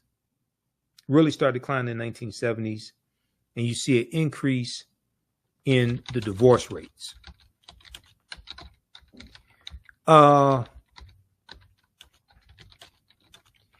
you know what law made it easier to get a divorce in the U.S.?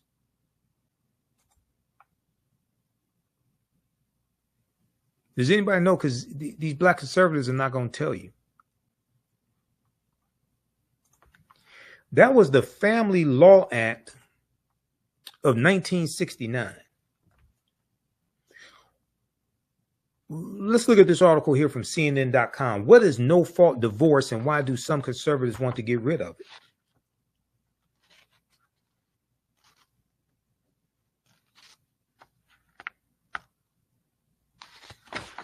For the sake of time, we're going to go right to this right here. What is the history of no-fault divorce in the United States? No-fault divorce was first legalized in California in 1969 by then Governor Ronald Reagan, who would eventually become the first U.S. president who had been divorced. Former President Donald Trump was the second. By 2010, every state had legalized a no-fault divorce option. Governor Ronald Reagan signed into law in 1969 what was known as the Family Law Act of 1969, which made it easier to get a divorce, and you got what's called a no-fault divorce based upon irreconcilable differences. That was signed into law by Governor Ronald Reagan. Versions of that law were adopted by the other states. This is why the divorce rate started falling. It started with Republicans. Before this option, an at-fault divorce was the only recourse for a broken union.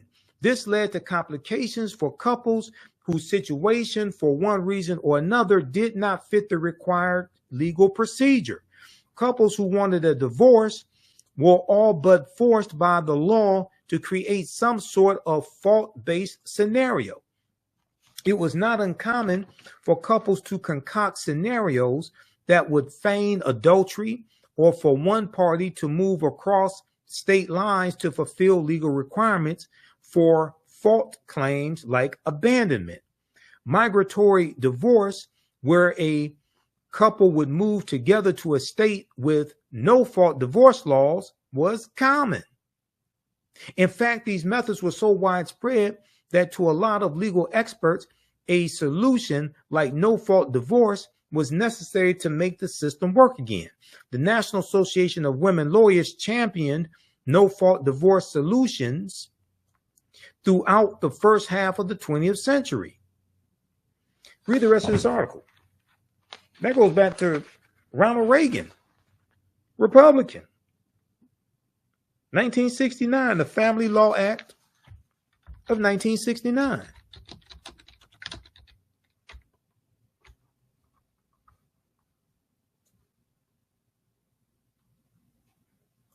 So read that article from CNN.com. What is no-fault divorce, and why do some conservatives want to get rid of it? It's from November 27th, 2023. Interesting how these conservatives don't want to tell you all this. So you have them saying the divorce rate, and black families out together, things like this. They want to blame Lyndon Johnson. Don't want to tell you that what really contributed to divorce rates was the Family Law Act of 1969 coming out of California, signed into law by Republican Ronald Reagan. They don't want to talk about how the automation in a lot of these auto plants made it harder for African-American men to get jobs. And that goes back to the article from theroot.com that I showed you, welfare fathers and those persistent myths. Then also this piece here from InTheseTimes.com by Marilyn Katz. This breaks down a lot of that history as well. A half century after Detroit uprising, city still stranded by capitalism and government.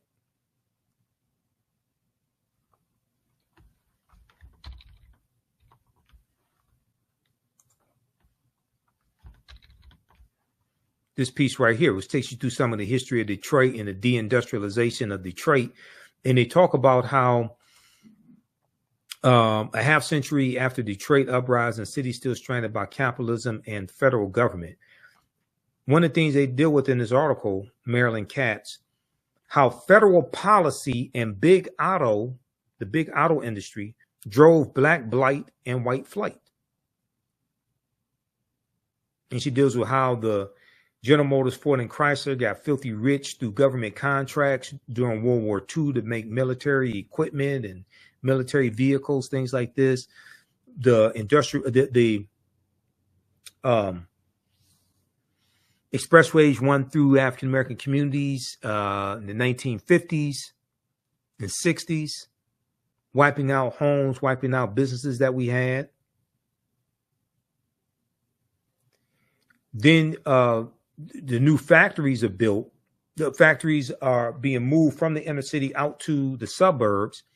And when these factories are being built out in the suburbs, they're built on what's called sprawling horizontal campuses. Sprawling horizontal campuses on former farmland in the Detroit suburbs and in Ohio, Indiana, and Canada. Between 1947 and 1958, the Big Three built 25 new factories. None of them were in Detroit. And when they're building these factories, these new factories on these sprawling campuses, they've integrated more automation into the factories, and it eliminated a lot of low-level, entry-level jobs that many of our grandfathers and great-grandfathers got when they moved up here from Mississippi, Alabama, Tennessee, things like this with their families. Taking at face value, this made sense as Detroit then lacked the land for the new horizontally integrated and automated plants. Yet as historian Thomas Segru, and Thomas Segru wrote the book, The Origin of the Urban Crisis. This book right here, The Origin of the Urban Crisis, which deals with a lot of Detroit history, race and inequality in post-war Detroit, The Origin of the Urban Crisis, Professor Thomas Segru.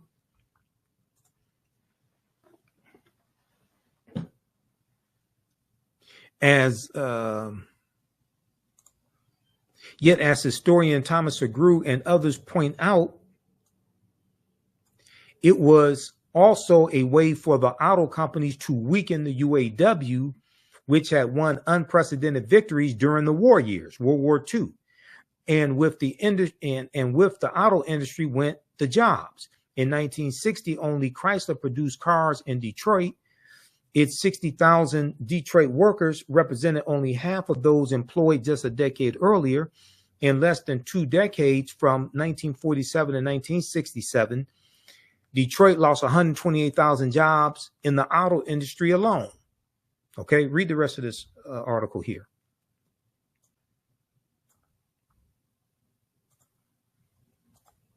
Then they like to talk about the war on drugs and the 94 crime bill and all this stuff, right?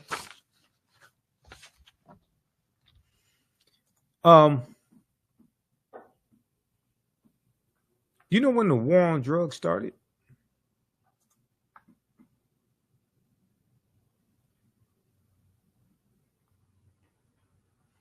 So I thought I got to go to, I think that's, is that on the Black resistance movements? I think it is. The war on drugs was declared June 17th, 1971. by a president named Richard Nixon,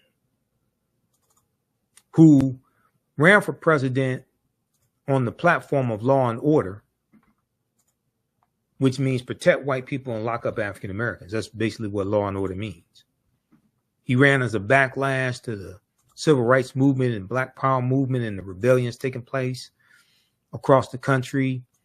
He ran as a backlash largely to the anti-poverty programs, Great Society programs. He ran on discontinuing some and overhauling others. But he ran as a backlash to all of that.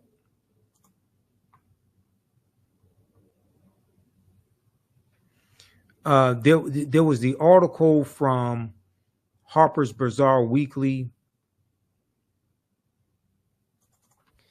and it was from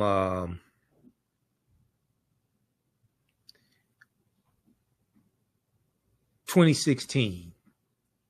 It's called Legalize It All.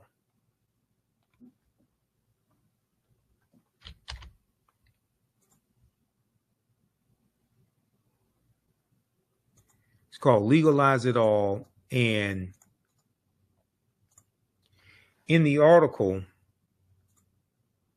and I want to pull this up here, they talk about how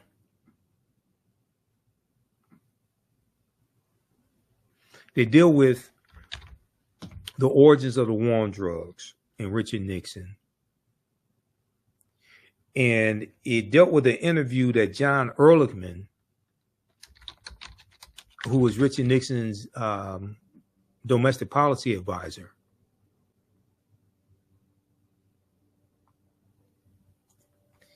an interview he did with a journalist named Dan Baum in 1994. All the news outlets had stories about this. And John Ehrlichman talked about what the war on drugs was really about and how it targeted African Americans and the anti-war effort, and the hippies.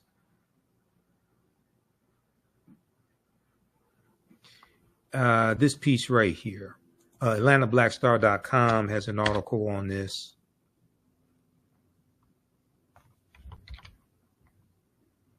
I was trying to bring up my slides also, because I have this in some of my presentations.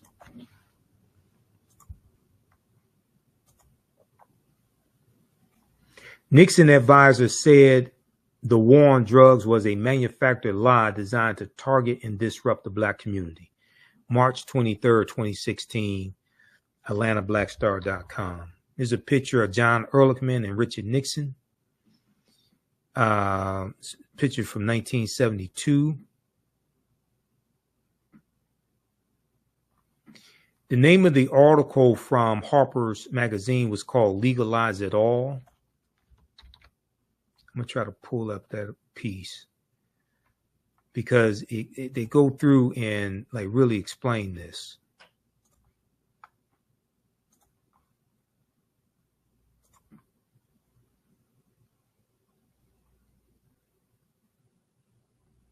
I had to restart my PowerPoint presentation here.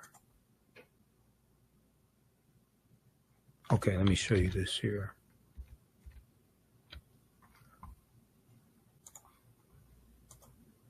I'm going to go to a slide from one of my presentations because I did a lecture back in 2016 dealing with the history of the war on drugs. So I did a lot of research on this. And it was in April 2016 that this story came out. Legalize It All, How to Win the War.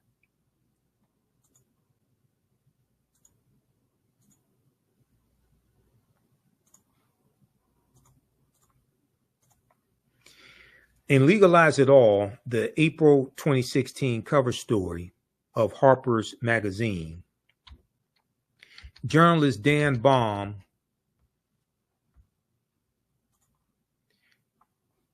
let's go to this. Journalist Dan Baum, B-A-U-M, author of Smoke and Mirrors, The War on Drugs and the Politics of Failure, discusses his 1994 interview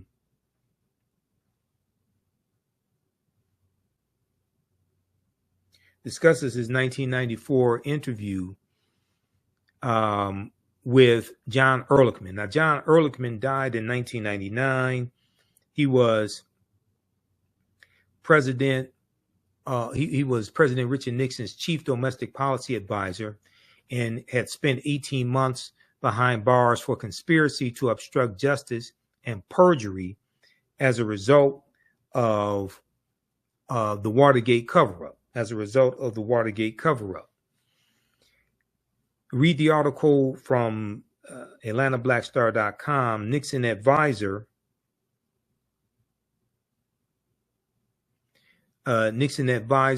said the war on drugs was a manufactured lie designed to target and disrupt the Black community. That's from March 23rd, 2016. March 23rd, 2016.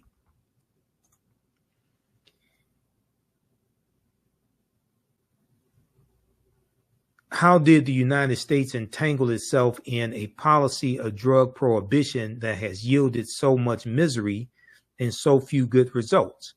Americans have been criminalizing psychoactive substances since San Francisco's anti-opium 1875 law that targeted Chinese men working on railroads. But it was John Ehrlichman's boss, Richard Nixon, who declared the first war on drugs and set the country on the widely punitive and counterproductive path it still pursues. I had tracked Ehrlichman, who had been Nixon's domestic policy advisor, to an engineering firm in Atlanta where he was working on minority recruitment. Now, this is quoting the article from theroot.com right here. Former Nixon aide claims war on drugs invented to suppress Black people. And they're citing the article from Harper's Weekly. John Ehrlichman said what the war on drugs was about. He said, "We knew we could not make it illegal to be either against the war, or be Black. But by getting the public to associate the hippies with marijuana and Blacks with heroin, and then criminalizing both heavily, we could disrupt those communities. We could arrest their leaders, raid their homes, break up their meetings, and vilify them night after night in the evening news. Did we know we were lying about the drugs? Of course we did. Did we know we were lying about the drugs? Of course we did." So I'm waiting for some of these Black conservatives to tell you what Richard Nixon did in his war on drugs. Because the U.S. prison population quadrupled from 1970 to 1993. It went from 300,000 in 1970 to 1.3 million in 1993. I don't know why they're not telling you this. I just can't figure it out. All right. So, also, you can read this piece here dealing with Jim Crow laws, in the history of Jim Crow laws. Let's see, this is a good one here. Yeah, right here. Jim Crow laws from history.com.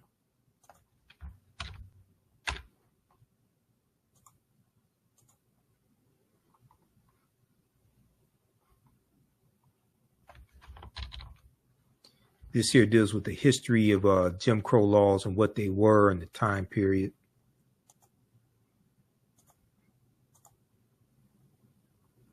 So you can read this. Jim Crow laws were a collection of state and local statutes that legalized racial segregation, named after a Black minstrel show character. That Black minstrel show character was created by T.D. Rice, Thomas Dartmouth Rice, right around 1828, 1829. Comes from the story goes, he saw a male slave tending to animals. He's a teenage male, something like that. He was singing the song, "Turn around, jump around, I jump just so. Every time I turn around, I jump Jim Crow." So it was named after a black minstrel character. T.D. Rice creates his Jim Crow character, puts on black face, tattered-torn clothing, and adopts a Southern dialect and performs his Jim Crow character on stage. This becomes the birth of the minstrel shows. The birth of the minstrel shows. Thomas Dartmouth Rice is known as the father of minstrelsy and the minstrel shows. The laws, which existed for about 100 years from the post-Civil War era until 1968, were meant to marginalize African Americans by denying them the right to vote, hold jobs, and get education or other opportunities. Those who attempted to defy Jim Crow laws often faced arrest, fines, jail sentences, violence, and death. Then they go into the history of the black codes, etc. Okay, so read this here, dealing with Jim Crow laws.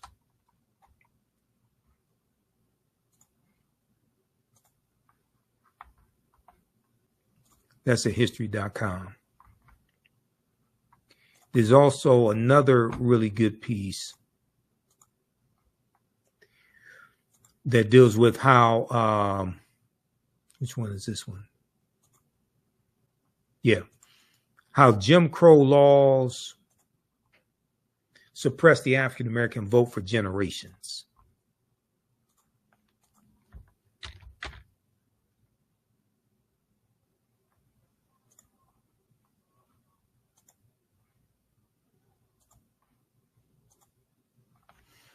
This one right here, how Jim Crow era laws suppressed the African American vote for generations.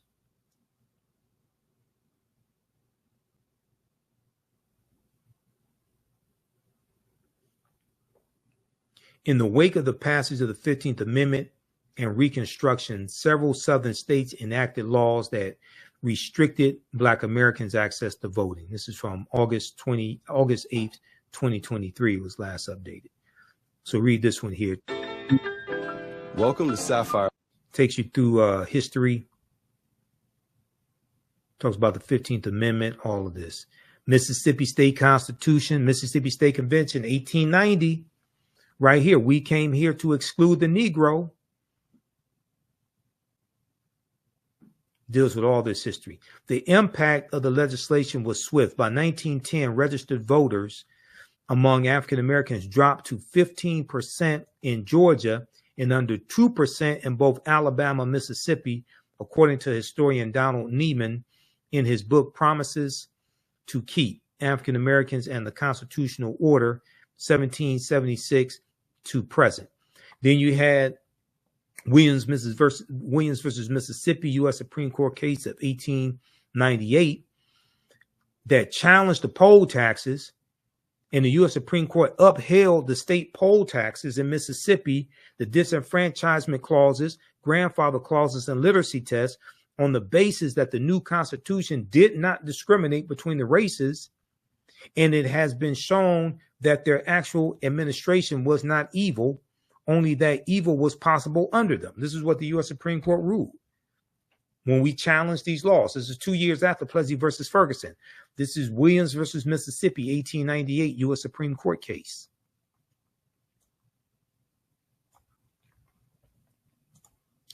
All right, look, that's going to do it for us. Visit our website, AfricanHistoryNetwork.com.